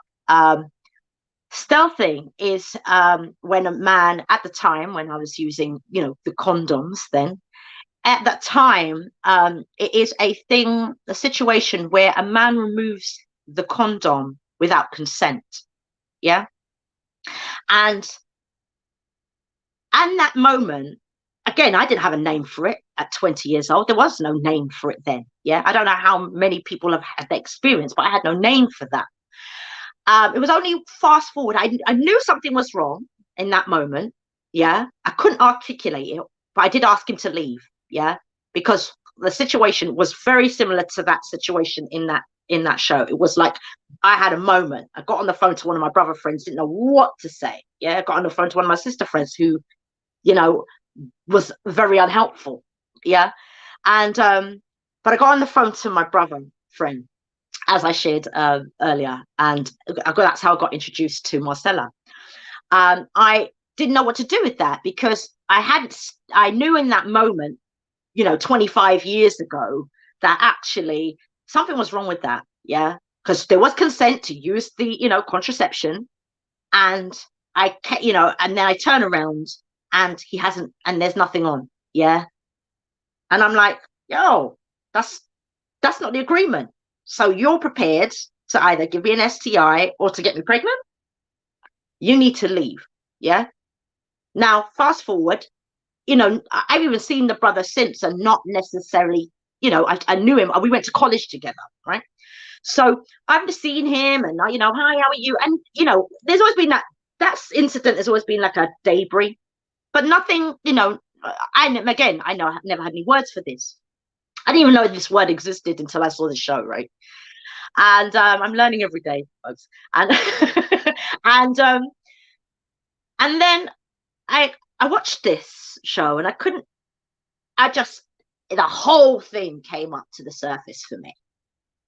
And I was like, and then I got on the phone to Marcella. I got signposted to Marcella, and that's how we, you know, got in contact. And it was and I get to see that even as subtle as that, and this is the thing about abuses, we have to understand the subtle nuances of them. They're not always violence, physical violence. They're not always rape.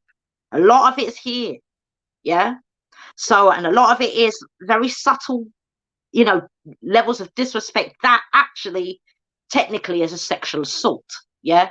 And what you've done is you have, you know, I never gave you my consent, yeah, and it's about informed consent. And I know Marcella will go on to the importance of rolling consent, yeah, you know, that's so important, yeah. But I want to move on to the conversation she mentioned about narcissism. Now, people, you know, who know me know I had 3 different births, and people also know that I had a village birth. Yeah, my second child was a village birth. But there was a reason for that village birth, yeah. As beautiful as it was, and having all those people there. Sorry, just yeah. Your mic, please, sweetheart. Just those who don't necessarily know. I mean, yes, I had a phenomenal birth experience with all my children. I was very lucky to have those experiences, and wonderful, empowering experiences. But I didn't come without something, yeah. And I can only speak about it, you know, I just speak about it as it is. Yeah. 15 people being at my birth was there to counteract the fact that I didn't even know I was in a narcissistic relationship. Yeah. I planned my son for 5 years with my son's father. And we actually split up after 9 weeks. My eyes just opened one day. I just opened and it was over. Yeah. And but you know, I believe what happens here, you know, what's happening in the mind happens in the body. So in this pregnancy, I was very big, bigger than I'd been with my children. I had no energy at all. I felt like this life was sucked out of me. I had, you know, also I knew it was going to be a painful, in the world of pain, I knew it was going to be a painful birth because I was having a painful pregnancy. I had antenatal depression. I had postnatal depression. Yeah. And how it felt for me, and I'll just be straight, how it felt at that point in time, was that I was experiencing someone who we planned this child for 5 years. Yeah. And you know how we are as women, we raise them up, we make them prominent in the community, etc. And inside of that experience, as soon as we were pregnant, I felt like I'd been trapped. Now, don't get me wrong, we always planned that child, yeah. But something shifted in such a way that my eyes became more and more open, yeah. And I say this not because it's about outing anyone. I say this because sometimes as women, we don't know what the subtle nuances of our relationships that we're in, yeah, are about, yeah. And I want women and men, yeah, but I want people to notice the things that are going on inside of their relationships. That's why with the work that I do, I work with all sorts of layers of relationships, yeah, and how we can, you know, evolve them and move them forward, yeah. So fast forward when I was, you know, with my first son and my third son, yeah, I breastfed both of them till they were 3, yeah, with no issue, yeah. With my second son, I could only breastfeed him till he was 8 months, yeah. And that was because on the 8th day, when we were supposed to be having our birthing ceremony, which we ended up having to cancel, our naming ceremony, he told me he hated me. Yeah. Now I just carried your child, and that impacted on my nervous system. Yeah. My milk production just went. Yeah. It was very traumatic. Yeah.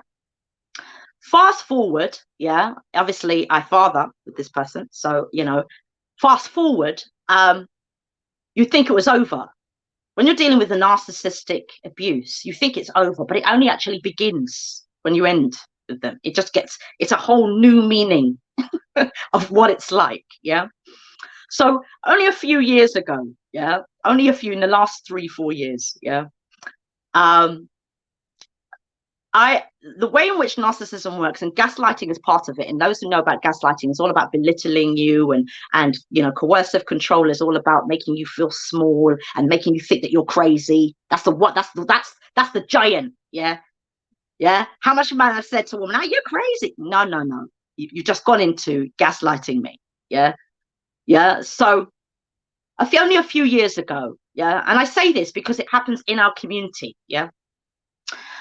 I was getting into a relationship with somebody else, yeah, and my ex, yeah, we're completely over. You know, we haven't been together for 6-7 years or so since then. Goes on to, you know, meet with prominence in the community, Queen Efua, in fact, yeah, to try to shut down the relationship that I'm getting into, yeah. Only last year did him and another person I dated come together, work together to try to get me off of another platform, yeah, so I could never share, yeah. One door closes, another door opens, yeah. So I want you to understand the power of what's going on in our community. Don't get me wrong, these things, you have to navigate them, yeah. I may have to navigate this for a very long time, but I also know the science of it. I would also know the methods in which to deal with them and how to shut it down, yeah, like a ninja, Yeah. And I want women and men to understand that this kind of behavior amongst us as this psychological warfare that you're putting on your females or your males, yeah, we're at war. Yeah, right now we're at war. We're having a psychological warfare going on out there. Yeah, you only have to see what's going on. Somebody mentioned savagery with our children. Yeah, in the comments, you only have to see the savagery of what's going on with our children. This is a direct impact of what's going on with us as elders. So we must have some accountability inside of this. Yes, the healing continues. Yes, we rise. Yes, we brush it off. Yes, we empower ourselves. But there has to come a point where the competitiveness, and I saw something in 2016, and it was when Donald Trump was president. He came into power then. And Psychology Daily, the magazine, the front cover was the year of the narcissist. And I thought, wow, that's really interesting. And that's what we're dealing with, that attention economy, the way in which things are geared towards, entitlement, where we have to understand that people are falling into that trap. And one of the reasons why, I know that Shakara mentioned, asked about impact, and Efua talked about, is there something wrong? Often when a woman is an empath or works from a healing space, that attracts that kind of energy towards you. Yeah. So that's why you have to be a ninja in all these things. Yeah. And understand the power that you have. Yeah. In terms of my impact, when I get into relationships now, I am super private. Yeah. Nobody knows nothing unless it's a need to know. Yeah. Because I can see the dynamics that take place. And unfortunately, I don't have to do anything. Yeah. When you carry light, you carry light. Yeah. You don't have to do anything. You just have to be you. And that's enough to hurt them inside. That gives them pain. Yeah. Their insecurities, a lot of it, again, if you unpeel it, you look back into their lives, stuff, unhealed stuff. Yeah. So I implore men and women to start looking at their lives, looking into their, start unpeeling, because there is no way forward without that work. You can't bypass it. You can't go over it. You've got to go through the fire, the valley of the shadow of death. Give thanks, sis. I share. Sister Marcella, you got something to say. I think it looks like Sister Efua got something to say as well. So we're doing that in that order, and there is a question in the chat. And I'll share something after that question as well. But yeah, go ahead, Marcella. To answer the question in the chat where it states, I think it's Moisakin 2K20, how do you get rid of these men? Tricky question. Before even thinking about getting rid of the men, how much do we assign to the woman to be responsible and accountable for? So I'm going to change that a bit. And how to get rid of an abusive partner. First of all, ensure that you have one person that you can trust that is unbiased in the situation, preferably not a family member, because a lot of the whole blame game can come from family, and they're too close to the situation and could advise you wrong. Yeah. So it's important to have that one person that is your support network. And if you do have children, that one person, you would trust them with your children. You trust them with your children. So that's part of your escape plan. When you are planning to leave an abusive partner, always ensure that you have a safety plan in place for your children first, if you have children. Once you've got that in place, you need to get yourself a burner phone, and meaning a basic mobile phone, £5. If you're having difficulties getting hold of one of those, there's many charities out there that's able to get hold of a burner phone for you. A simple SIM card, so you've got a number set up already for when you're about to shut down from that life. Okay? So contact women refuges within your local authority. You can also contact your local authority as well, and they can point you in the right direction. Every local authority has their own strategy against violence against women and girls. Sister Space over there in Hackney, they're an amazing organization. You've got Women's Aid, you've got Solace, there's so many different organizations. So it's key to have a plan. You know, it's very difficult for a woman to just run away, you know, and I'm not saying if you're not in immediate harm, do not run away. However, it's important to plan your escape, because the most dangerous time for women is not while they're in the relationship, it's after they've left. And a lot of people don't realize that most of the cases that are now prevalent in the news, or ones that haven't come to the news attention, these women have been killed after leaving the perpetrator. So it's very, very important to have that plan. You do not have to have money in place to leave, just a support network, because wherever you go, there will be a tin of beans, there will be a loaf of bread, there'll be a packet of noodles. You will survive. The main thing is getting yourself to safety. And that, to me, feels like the appropriate steps to take.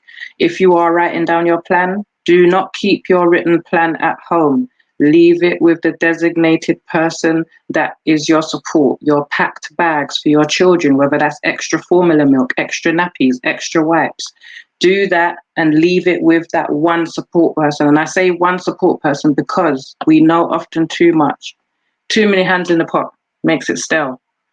You just want that one person you can trust and to safely get away to start your new life. And I must say to you, your new life is not going to be an easy one, but persevere, because you can shine through it all. But that's the best way to secure yourself and be safe in leaving. Thank you for that, sis. Sister Efua? So I just wanted to touch on what Sister Mott was saying about the narcissism, like myself. So that is actually potentially another what you were asking, the impact on relationships potentially. I feel like when you've been in that kind of upbringing and relationship, it can potentially make you more vulnerable prey for a narcissist and the way that they operate. I had 2 experiences, interestingly enough. I was in a relationship for about 3.5 years, and I didn't even know what a narcissist was actually when I went into it, but it kept coming. Like, you know, the universe is a very, very funny thing, right? Because maybe a year after I'd been in a relationship, it just kept coming up. And then I kept reading things and I was like, hold on, this applies to me, tick, tick, tick, tick, tick. And so then I started to do my own research. And, you know, one thing that narcissists are very, very good at is gaslighting you. One thing I found with this partner at the time was that he had the ability to take what would seem like what was supposed to be a really great occasion, any great occasion, like my daughter's ballet recital or whatever, and literally twist it inside out, mess it up, make it all about him, and then shift the blame so that it was like it was my fault. And when you're not used to that will make your head spin. You'll be like, hold on a minute, what is going on? And obviously, if you're already in a situation where you've come from growing up of always counter questioning yourself, you can be very vulnerable to that kind of manipulation. But eventually my eyes opened and I came out of it. And I actually felt like I had grieved through the process of that relationship. So relatively in a short space of time afterwards, I entered another relationship, and I very specifically stated what I felt like I wanted from that relationship and what I had experienced in the previous relationship, only literally to have the person say, well, you know, I'm not like that, and then for them to literally turn around and do exactly the same thing. But the gift of hindsight in that instance is that I was able to take my previous experience and template it and, well, say that, no, you know what, I'm not actually gonna engage in this. I'm not gonna have this a second time. I do know what this is, so I'm not gonna engage in it. And I cut it off. And it was one of the best things I've ever done. As much as, yes, there was somewhat of a smear campaign afterwards, I feel like my platform was invaded. I'm sure within the community, there is still chat and gossip attached to it, but I just distanced myself and just continued to do what I'm doing.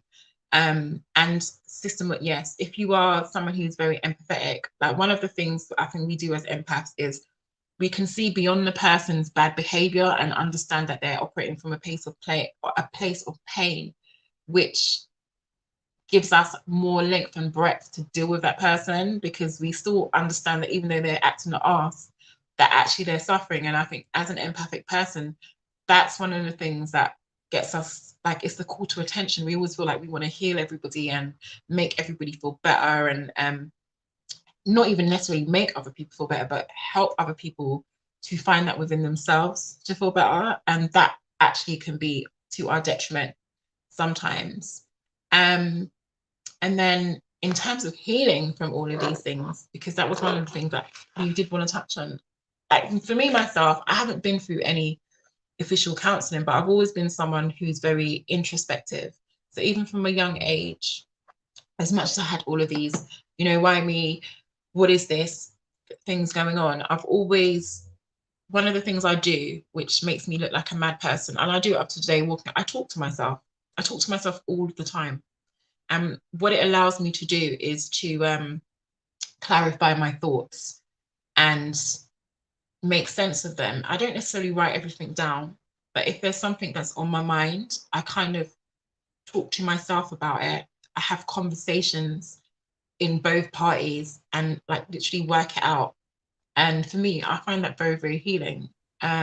Also, like the yoga practice, breath work, fitness, even just something that gets the body moving and shifts the energy. There have been times, especially most recently, since I qualified with the yoga, that I felt like my world, like literally the bottom was falling out of my world. And the one thing every time, as much as when I roll out of my mat, I don't want to get on the mat, I can't be bothered, I'm tired, I'm lethargic. Once I get into it, actually, I can relate. Right? It can sometimes take half an hour into the practice, but if you give yourself that space and also just go at it with the mindset that I'm being gentle with myself, like it's not necessarily formulated. And it doesn't just apply to yoga, it can be anything that makes you feel good. If you like writing music, if you like reading or poetry, take that time and allow yourself to go through the process and the resistance and get to the other side. And it really does make you feel amazing. And it helps you to release that tension from the body, from the mind, anything that takes the mind away and gives you a sense of pleasure. I think are great healing modalities. Music, just being outside in nature, grounding, and reading and self-inquiry, not necessarily self-blame. It's to get away from the culture of it's my fault, or even allowing people to blame you or make you kind of feel some kind of way about your experiences, because only you've had those experiences. But to be able to kind of step outside yourself and look at what's happened to you, how it's made you feel, and then acknowledge that I've moved past that, actually, are also very healing things. Thank you, sisters. There is a question in the chat, and I do have a kind of a contribution to this, but the question is specifically for the sisters. So it says, gaslighting is a big thing that happens when our queens tell their story. I'll probably have to repeat this for the sake of Sister Efua when she returns. When our queens are telling their story. So I want to know how can we better, how can we be a better form of support as men? So let me repeat that. Gaslighting is a big thing that happens when our queens are telling their story. So I want to know, how can we be a better form of support as men? Education is key. Education. So if you heard the term gaslighting tonight and you think you know what gaslighting is, I would beg you to stop and go and look it up, because there are many levels to gaslighting and many different types of gaslighting. So it's about educating yourselves as to what the harms are that women are subjected to in the communities. Read up some of the statistical reports where it shows you that in March 2019 up until April 2020, there was 50,000 plus reported sexual assaults and rapes. That's reported via the police. There's probably more than that.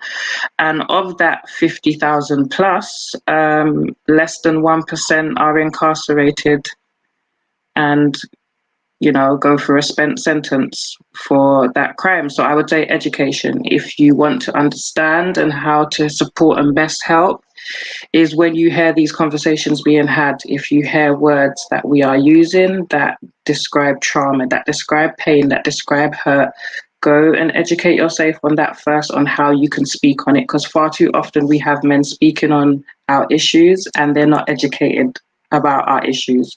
All of our issues, I would advise to be survivor-led to speak on, or go and do your homework before being an alliance. Thank you, sis. Efua. Sorry, can I add? Listen. Go ahead. Oh, yes. Sorry.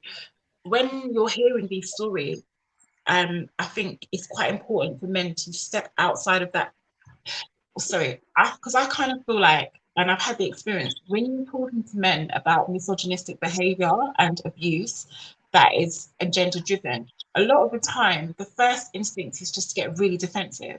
I remember I did a live with a gentleman a few weeks ago, and I was saying that, I think you need to educate our community. And the first thing was like, oh, this is just because of the back of Sarah Everard, and it's got nothing to do with her. And then there were two other guys on the live, and we've been talking for a few hours, so maybe genuinely they were tired. But as soon as I started to talk about this, one gentleman was like, oh, I need to go and watch the boxing now. And then the other gentleman was like, yeah, bro, I'm tired. And it was literally, as soon as it came up as a thing, there was just an automatic shutdown, which is almost like no one's accusing you of anything. So you don't have to be defensive, but listen to what is being said, listen to the stories, and actually, maybe you are guilty in some way, maybe not now, but in the past, address that behavior. Maybe you need to go and apologize to a couple of schoolgirls that you fought up when you were in school, so you can then have this open dialogue.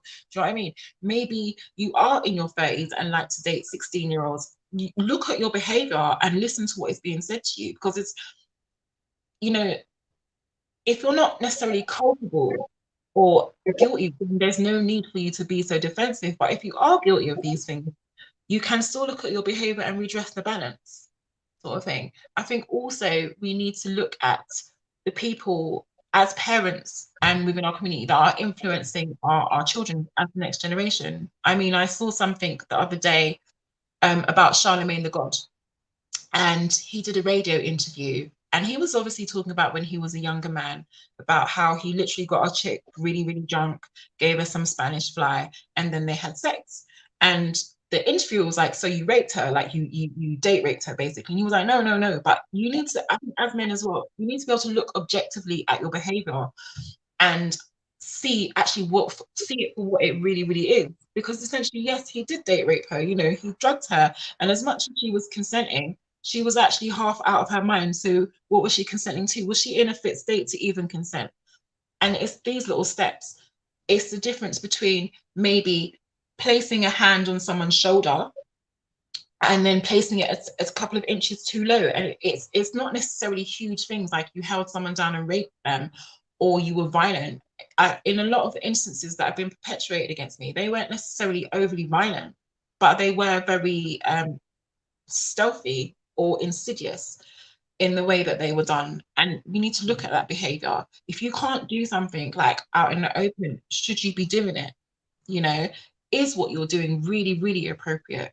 A lot of people, as you said, Shakara, they'll do something and they cannot apply it to themselves because it's not their child or it's not their daughter or it's not their mum. But if you took that step back and viewed your behavior as if someone else was perpetuating against someone you cared about, would you still do the same thing? That's what I think. But definitely listening and not getting instantly defensive, because we're not always talking directly about you, but taking accountability if it is you and trying to change that behavior. I wanna explain something, yeah. About that defensiveness as it comes from men sometimes, yeah. Because I understand it, and even though I caution against it a lot, and I try not to be responding that way, I do understand it as a black man. Because I grew up in the era where the image of black men was abusive. Yeah, it was that we were constantly portrayed as that, and that constant portrayal is like a psychic attack. It becomes tiring. Yeah, and it's very easy to just yeah, I'm tired of being portrayed in this way. And it takes for you to actually have to contemplate and think about it, to sometimes not react in that way. Do you know what I'm saying? When it is a sister who's sharing a personal experience, even if it doesn't necessarily apply to you, it's just about being sensitive to what the sister is sharing at that moment in time. And as you're saying, not taking it personally. Just what I'm saying. And I know it can be difficult because as man, we grew up in this era, yeah, like where people had very little good to say about black men, especially in relation to black women, right? Just what I'm saying. And I feel like there are some of us, and I think I was one of them to a certain degree, who took that on a bit too much. Like we're not trying to be these men that are being portrayed out there, you know, and some men dive into that portrayal, but then there are other men who do a lot, yeah, to not be that, and sometimes go all the way the other way, like, you know what I'm saying? And it's in a lot of different ways, and maybe I'll probably touch on that in a second. But in relation to the question that was asked, I'm seeing it more. How do I explain this? I don't think it's always for women to tell us how we can support them. And what I mean by that is, all right, let me give you an example. A lot of the times as men, yeah, we grow up and a lot of the men around us encourage us, you know, they give us the encouragement when we're coming into puberty to get involved with women, yeah, you know, say, go on, and all these things, all right? But the problem with that, and that's natural, part of that is natural, yeah, do you know what I'm saying? Dynamics, older men to younger men. But the problem with that is that there's not often a balance in terms of responsibility and protocol and so on and so forth. And I know, because I know the difference. I had a father who was very much about that, yeah, you know, respect, protocol, responsibility. You had nothing to do them something, yeah. This is supposed to relate to woman, you know what I'm saying, and them kind of things there. And I was able to compare that to a lot of the other men in my life who were just saying, go on, girls them, run away, you know what I'm saying, dash out, yeah, that kind of thing, all right. And so I'll give you an example of what I mean. There was my dad used to go to a mechanic. And one day he came home because he was vexed, yeah, because he said he saw the some girls disrespecting the brethren. So he said, well, only young people that might disrespect the big man, so and rare. So when he said something to them about it, they said to him that the man regularly is calling out to them inappropriately on the road when they're coming home from school and these things. All right. So he said, okay. He's taken on what they've said, and he said, well, if that's the case, then you need to just not engage with him. Yeah, don't get into a back and forth with him and them kind of things there. All right, because you're putting yourself in a particular kind of position. So he went to go and to see in the mechanic, but he actually witnessed the behavior himself because the mechanic didn't see him there. Right. So after he traced out the mechanic, yeah. He told him that he's never going to bring his car back to the mechanic again. He found another mechanic, right?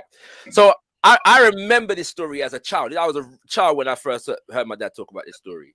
And I've always had an aversion to big man that check little girl. I used to go to school, and man used to come and pick up 14-year-old girls from school in the car.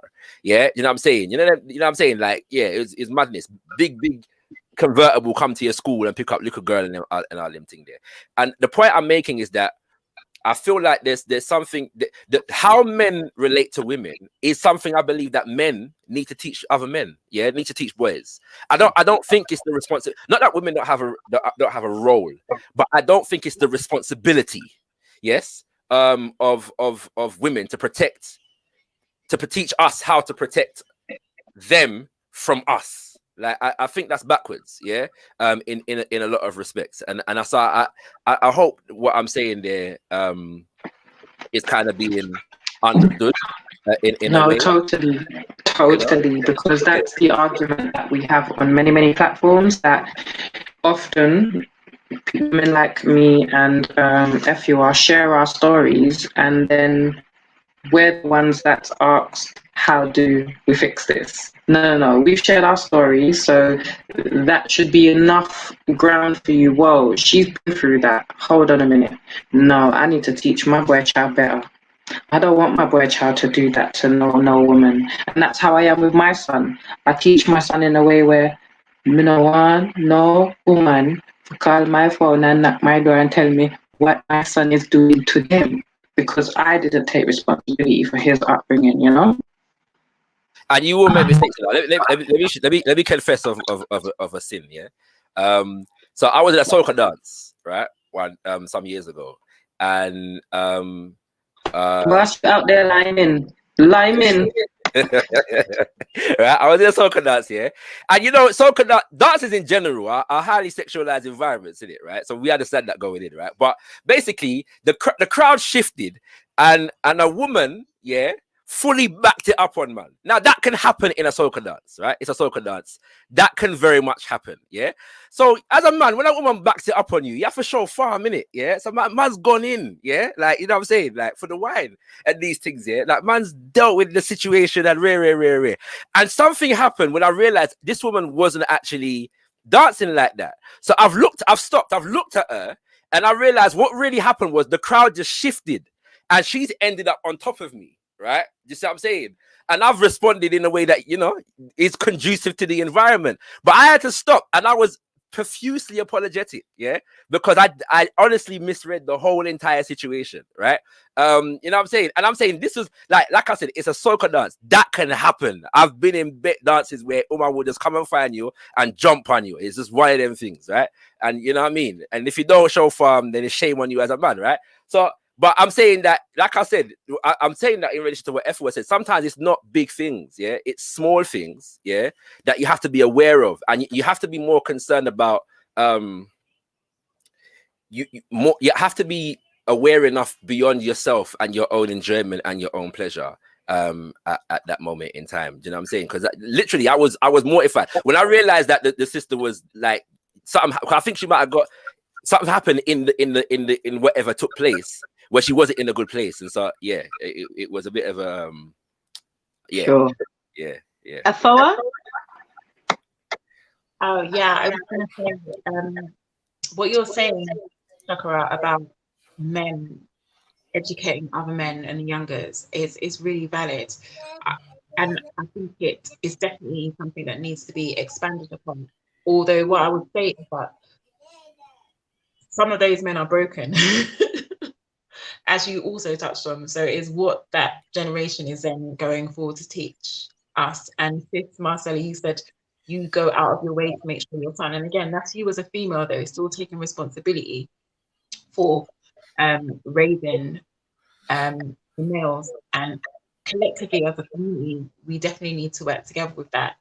And just to touch on what you were saying about soca and everything, I remember, I think the first year I did carnival in London, I was just by the bridge coming into Ladbroke Grove, and I think I took a line with some guy in the crowd, and he thought that because I was in costume that it was all right for him to touch my bottom. So he put his hands on my butt, and I was like, "What are you doing?" And I slapped him in the face, and he was like, "Oh my God, what are you doing? Why did you do that?" I all like chest up.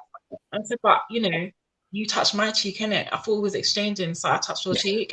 And then it took that for him to realise that his behaviour was inappropriate, because we went to the carnival and we're all up and down and jumping up and everything, right? At the end of the day, me being in a costume and even taking a wine with you is not a license for you then to molest me or touch me anywhere inappropriately. Mm-hmm. And these are the things, again, subtle little things that I think we need to be very much aware of. No, very much so. Very much so. Yeah, sorry. Go on. No, I just... So yeah, I was going to address one of the comments. Sorry, yeah, go on. Go on. All right, cool. The point I was going to make here is that I think sometimes asking sisters how do we support, sometimes, and we live in an environment whereby I feel that there is an attack against men and manhood, especially as solutionary forces in our own community. Yeah. So it's like it kind of puts us in a place whereby, for some reason, that we don't feel like our manhood and we as men are worthy or able or have the capacity to provide solutions in these areas, to be solutions in these areas. Yeah, just what I'm saying. So we have to be told, do you know what I'm saying, by our sisters. And it doesn't mean, again, it's not saying that we don't have to listen, yeah, and to hear and to take guidance. But Yeah, let me let Sister Book speak, and I'll come back to something I was going to say earlier. Okay, so it goes back. So going back to the original question there, when it asked about it, the original question was about gaslighting, and women sharing their stories and what men can, what men can do. And it also goes back to my original point right at the beginning when I said men need to come together, and have that kind of collective, We're not really asking for men to fix us. That is not what it's about.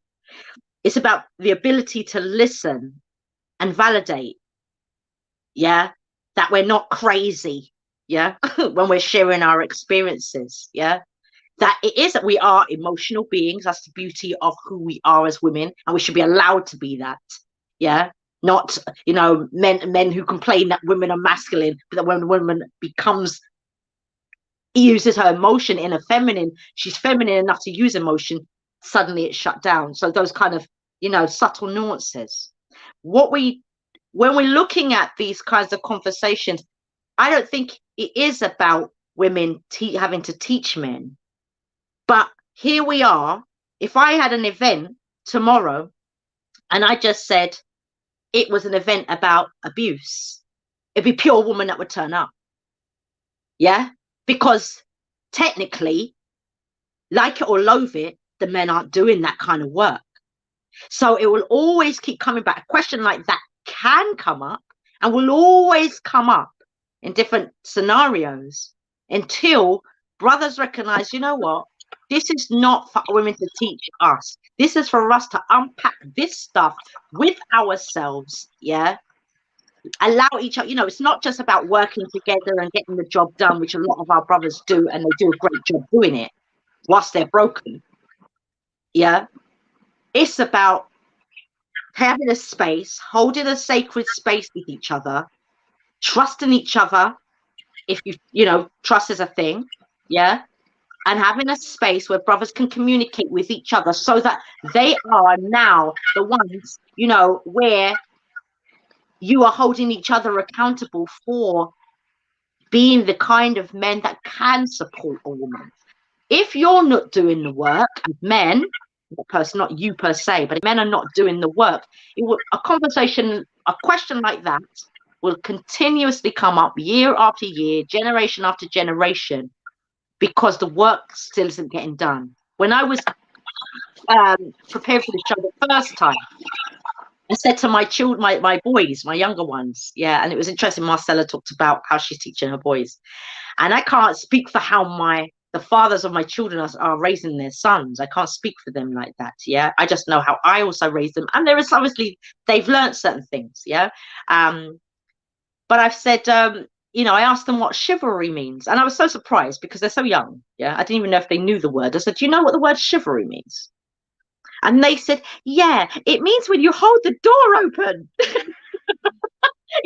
and these kinds of beautiful little things that they had to say, or you do kindness. Kindness is the new gangster. That's what people don't understand. It is very powerful for men to be kind enough to listen, kind enough to not invalidate, kind enough also to not fix it. Like what happened when I talked to you earlier about meeting Marcella. The brother didn't try to, he didn't know what to do. All he could do was listen to my experience and signpost me to a sister who could support me. He wasn't there trying to help fix it. Right, I'm going to do this. This is what's going to happen. It was none of that. And if the work gets done, those conversations, that kind of question won't be coming up anymore. It'd be a conversation that's dead.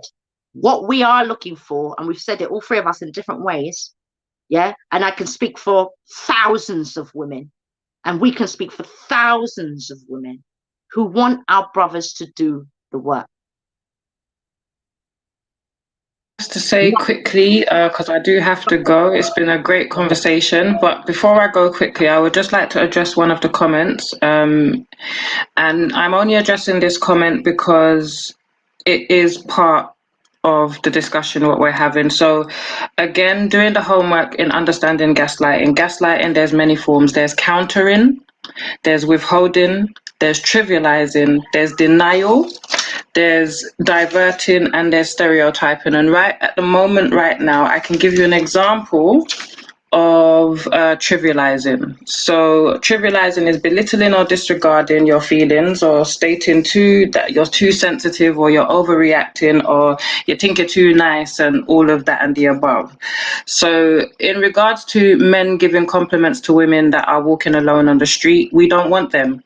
We want to walk in peace, because you don't know our history, you don't know our story behind it. And if I'm just popping to the shop to pick up a loaf of bread or a loaf of milk or something, I don't want to hear, yo, what, baby, look good enough. No, I don't.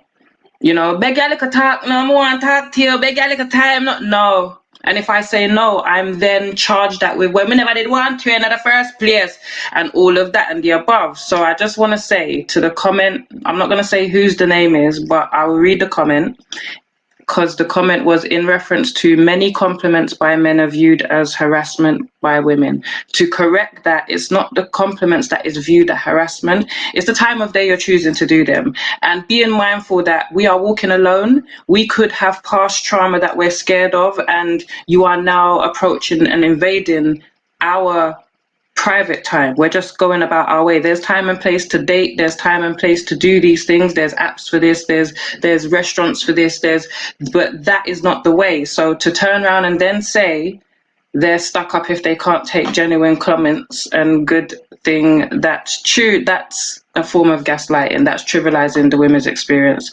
And again, calling it out and being accountable for it, I feel like that would be my last word on the matter, because I do have an appointment for another session that I have to complete. It has been wonderful. Thank you very much, Efua, for sharing. Thank you, Chakra, for having me. Thank you, Sister Mutz, for having me. It has been excellent. And like I said, I just want to leave on that note. If you're going to come into these spaces and listen to our stories, please be mindful of the comments that you leave behind. Thank you. Namaste, I say. That's up. Thank you very much. Thank you, sis. Thank you. Give thanks. Sorry, Efua, did you want to say something? Yeah, I was actually going to say something about the same thing about complimenting women. Sometimes it's not necessarily that we don't want the compliment, but as Sister Marcella touched on, the way that you approach us as well. Like, I'm not necessarily so open to someone who's just like, wow, you look good, you know, or you look trum. No, if you think I look nice, tell me I look pretty, innit? Or if you want to talk to me, maybe ask me if I'd like to come for a coffee with you or something like that. Maybe I'm very British right about now, yeah, but the way that you're approaching me is not. You have to say mint tea. You have to come for a mint tea. Yes, mint tea or herbal tea, but the way in which, like, somebody that wants to be giving compliments, right? You need to look at the way that you're approaching people to give those compliments. And as Sister Marcella said, the time and the place and what are the circumstances surrounding your approach, you know. Also, I think we are in, like, as you said, femininity is, not femininity, feminism is an issue. But also, I find that we're getting into a territory of very toxic masculinity. At the moment, we've got the likes of Kevin James. Is it Kevin James? Samuels. Kevin Samuels. And like me personally, I don't even think he likes women, but he's very, very toxic. And I find a lot of men gravitating to his school of thought where it's all the women's fault or whatever. And you're taking advice from a man who's been married 3 times and can't make a relationship work. And for me, the common denominator in all those relationships is Kevin Samuels, not the different women. So that should give you an inkling. He's always very, very derogatory, and there might be some fair points in what he's saying, but remember the way that the message is conveyed as often as important as the points that you're trying to make. And furthermore, like, in these spaces, listen, don't, I've touched on it before, but I'm going to reiterate it, because I remember I said to you that I had been essentially kidnapped, and the gentleman went off to smoke a crack rock with the intention of coming back to rape me, right? And on my mum's life, I don't even know how I managed to get out of that situation, but it was my mum's anniversary that day, so I feel like spirits were protecting me. But when I then spoke of what happened to our external friend group, which was mostly males, none of them believed me. And for years and years and years and years, they would come up to me and approach me and say, "Oh, is it right what you said about it? It can't be right. You can't have done that. No, he's not that." And I'm like, I'm telling you that this is what's happened to me, and you're telling me that no, he's not that type of person. But this is the experience I've had. Obviously, he might not approach you like that because you're not a vulnerable female, but that is how he approached me. And this is part of the problem. Sometimes people have a reputation in the community, or they're just well known in the community, or sometimes it's just a case of birds of a feather flock together. So because you're doing some madness, this doesn't necessarily seem so wrong to you, but like really take the time to hear what is being said. And it, again, a little bit of that defensiveness. And I understand that, yeah, Black men are often portrayed, and you've got a lot of forces coming against you, but ultimately so do Black women. No, of course. You know, and we more than anyone are the nurturers. I keep coming back to this point of the potential future. So we need to be in a good place. The men, we were providers too, but if anything happens, the duty of raising a child is often left with the female, right? So we need to be in a really good space so that we can raise healthy and productive adults. Yeah.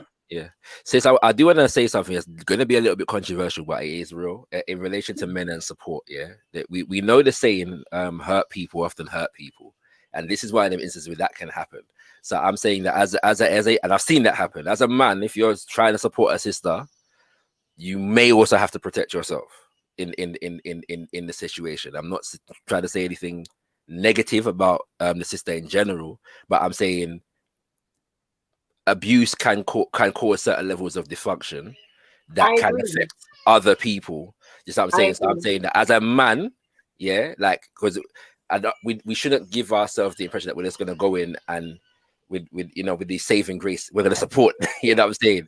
And it's all gonna be hunky dory when we support. It's not that simple. Yeah. So I'm saying I guess what I'm trying to say is support is not just individual one-to-one. We need to develop networks and frameworks for support, and community support, if that makes sense, and support in that context. So I hope what I'm saying can be appreciated for the spirit of what in the spirit that I'm trying to say it in, if that makes sense. Yeah. I think in terms of that, I agree with you totally. And yes, hurt people do hurt people, whether they be male or female. And the essence of that is, I guess, to get to the healing. But before we can even get to the healing, we have to acknowledge actually what is really going on.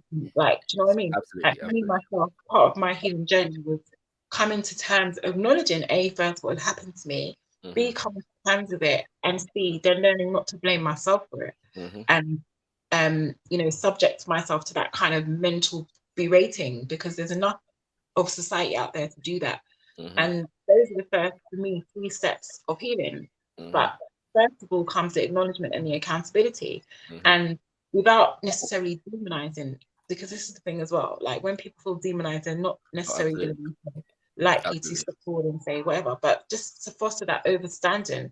And you often hurt people, uneducated people, if we're not educated, that's right, as well.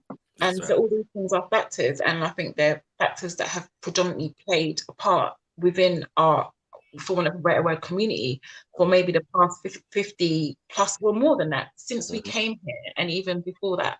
So it really is time for us to look at these things and start unpacking them and just start healing together. Absolutely. I'm gonna say one last thing. A few years ago, I heard about a brother who was doing domestic violence counseling for men who are perpetrators. Yeah. And the story that I heard was that he was oversubscribed. Yeah. In terms of men who were actively seeking counseling, and some of these men had not ever struck a woman or sexually violated a woman. They just had issues that they felt could manifest in that way if they didn't check it, and that gave me some heart. I'm not gonna lie, it was touching to hear that. And so subsequently, I got the brother's name. His name is Luke Daniels, and I bought his book. Yeah, he's got a book called Pulling the Punches, which is about defeating domestic violence. He's a brother in our community. He lives over here. Yeah, I haven't read the book yet, but I just thought it was important to get it, and I'm going to read it. But just to hear that there are men out here who, they're never going to come on a platform like this and whatever, but they're seeking their help. Yeah, and the brother is, like he said, he's oversubscribed with these men. He's got his own story. He never thought he'd be in a position to hit a woman. He did it once in his life, and he went on to some serious counseling, you know what I'm saying, for that. And so now he tries to counsel other men in relation to that. So that's, I'm just putting that out there as well for any of the man them who are seeking assistance in this area. Brother Luke Daniels, the book is called Pulling the Punches, and he does counseling for men. So you can look him up also. Excellent. I think that's really beautiful. And, you know, and it does show evolution. Yeah. What we want, you know, we want there to be a balanced field of thought and consciousness. You know, what we don't want is this ever increasing tip where there are a particular demographic doing the inner work. Yeah. So I think that's really important to highlight that. Thank you so much, Shakara. And you know, I just really glad that this conversation was had in this way, honest, candid, straight, conversation. I think it's important dialogue between males and females as well, Shakara, where you are concerned in terms of the conversation that, you know, it feels heavy. And I think it means, I think I'll keep going back to that conversation. You know, often men do a lot of things in isolation. They're really good at doing, being an island. Yeah. And I think, would it be if I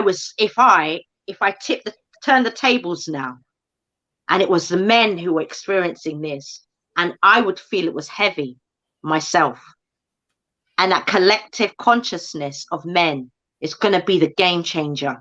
Yeah. We should think about having more conversations like this, but with brothers as well. Yeah, yes. Because conversations, brothers are experiencing, and they need healing too. And when we did the show on Black men's mental health, that's an opening for men to start healing. Like, I know society has put everybody in these different categories and these different spaces of thinking. But when you came into the world, you were in pristine condition. Yeah. You were pure in heart and in nature. A lot of our behaviors have been taught by society, by, dynamics, generational, and we owe it to ourselves and our ancestors to put in the work. Yeah. Let us put in the work, because that's where you're going to get that unity. Yeah. Ashe.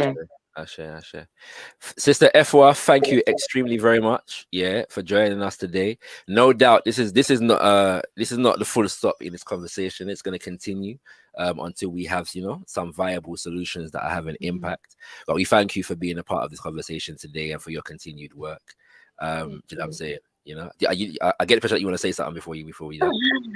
I was in the comments, and again with this complimenting, someone was like, well, what if men just ignore women? And this is part of the issue. Why has it got to be one extreme or the other? I agree. You can compliment somebody. As I said, maybe it's not the compliment. Maybe it's just your approach. Maybe that's what you need to work on. I can say that's often the case. And sometimes, listen, the sun is out right now. Yeah, I was walking down the road today. I saw a lot of beautiful sisters, a lot. Yeah, and you know what I did? I appreciated them quietly. That's possible too.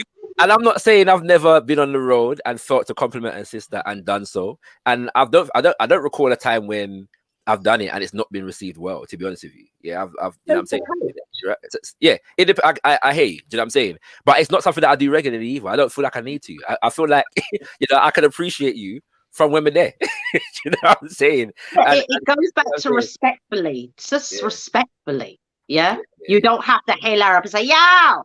Yeah. You don't have to do that. Yeah, and I've never done that. But normally it's like you look nice, you look beautiful, I love your dress. You know what I'm saying? Or whatever it is, right? Do you know what I'm saying? But it's like, but my point is that I don't feel like as men we have to communicate it. It's not a must. You see what I'm saying? It's not necessarily a negative if we do, but I'm saying the feeling compelled is often more about us than it is about the sister. Like if it's about the sister, you see what I'm saying? Then I don't know. I don't know. No, I would agree. I think if man's gonna do that, man will be doing this every day. If I'm like, it's summer right now, you know what I'm saying? Like, there's a lot of beautiful sisters in London. Yeah, you like, can tip your head. I get a lot of brothers. To be fair, I you know, as a woman who head wraps, I don't get a lot of that anymore. When I had my lockdown, I used to get that a lot, right? But when but generally, you know, a brother will just tip his head. Yeah, I agree. You know what I'm saying? Yeah, that's it. Empress. And I know what you say. You know what I'm saying? You know, Empress. You know what I'm saying? And everything she knows what you're communicating. Receive. Less is more. You know what I'm saying? Yeah, man. You know? Yeah. I don't think there's a thing, a conflation between I don't want to be abused and I want men to ignore me. Like it's it's two completely different things. I think that even women that have been victims of abuse appreciate being appreciated in the right way by men. You know what I'm saying? It's about reading the cues. You know, maybe you need to make eye contact and exchange a smile first. And if the young lady is receptive, then potentially you can think about approaching her to say something. Or do you know what I mean? Like, approach is 100%. You say young lady, you know, sis, because some of these brothers take that literally, you know. Woman. You ever say woman? Because some of us ain't so young no more, you know. So when you say young lady, you know what I'm saying. So yeah, we want me that very. You know what I'm saying? Yeah, clarity is important. All right, family. So give thanks to Sister Efua, give thanks to Sister Marcella, give thanks to Sister Mut, because Sister Mut was the driving force behind this particular show. So we appreciate you, my sister. Very, very important conversation. And partly, I'm not sure we said this at the beginning. A part of what inspired this is the reports that domestic violence had actually risen since the pandemic and the lockdown and so on and so forth. So as a part of 25%, increase. You know what I'm saying? Yeah. So we don't know what that says specifically about our community. Do you know what I'm saying? But we'd imagine that, you know, something might go on this side as well. So we thought, and even if it hadn't risen, it is an issue. So we thought it's important in terms of health and wellness to address it. Finally, Sister Efua, you have some events coming up. So let's just profile them very quickly before we close. The first being we have a summer solstice event. The flyer, if you want to see more of the flyer, it's available on my IGTV or on my IG, which is at Djed-I Yogi. It's in conjunction with Hill Sound. It's on the 20th of June and it's an open air event. If you want to book, then please contact Self Heal Sound. Her IG is also on the flyer. And it's going to be a really nice day. It's going to be a day of African yoga, smaitawi, and some samba. So it's a 2-hour event. And donations, £12 donations. And it's just going to be out celebrating the sun, the solstice, connecting with nature, and just, I don't know, cleansing, healing vibrations from the gongs and stuff. Give thanks, sister. And you know what? Because it is this subject, let me just profile my own event. Yeah, affirming Black manhood coming up on the 20th of June. Also, and yeah, man, it's just a manhood event. Yeah, we're going to be talking about different areas to do with manhood. I believe that solving these problems really comes from, first of all, defining a positive idea of what manhood is, and then trying to live up to it and trying to acculturate ourselves and our children around those ideals. I don't think we solve these problems by pathologizing manhood. Yeah. And so we first have to have a positive ideal, and from that positive ideal, challenge the negative manifestations of the men in our community. And so Baba Mwalimu Baruti will be dealing with defining principles of Black manhood. Brother Robin Walker will be dealing with the economics of Black manhood. And there is a relationship between the economics of Black men and domestic violence. Yeah, there's a relationship between our capacity to provide and the how we behave in our homes. Yeah, that's an important issue to look at as well. Brother Ifayomi Grant will be dealing with affirming positive ideals of black manhood, productive ideals of black African manhood, whilst challenging misogyny. That's his subject. Brother Leader Mbandaka, my father, will be dealing with fatherhood and rites of passage as defining principles of black manhood. Baba Buntu will be dealing with the building black brotherhood and brotherhood circles, and he has a brotherhood circle called Shabaka Men, which is international, and they're going to be demonstrating the productivity of brotherhood circles, at this event. And I'm the host. All right, so that's that. Man, them come true. It's a man event. Pure man. At this particular event, when I want to see not woman at all.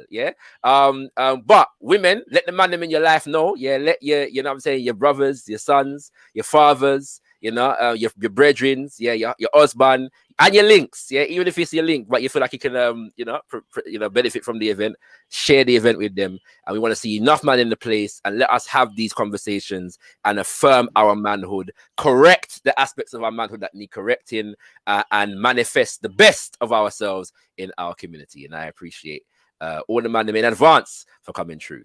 All right, Sister Mort, do you have anything to deal with before we close out? All right. Well, listen, thank you, sister, for coming on. I appreciate you for coming into the space. Yourself and Marcella. Marcella, you can get hold of Marcella at Marcella. It's at Marcella. Don't touch me. So if you can just flash that up for me.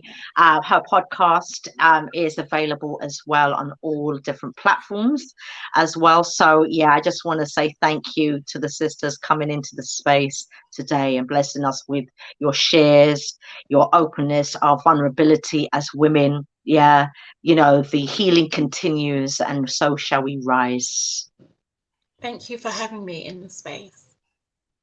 Thank you, sis. We appreciate you. Don't you have a moonlight yoga thing coming up? The solstice event at the moment.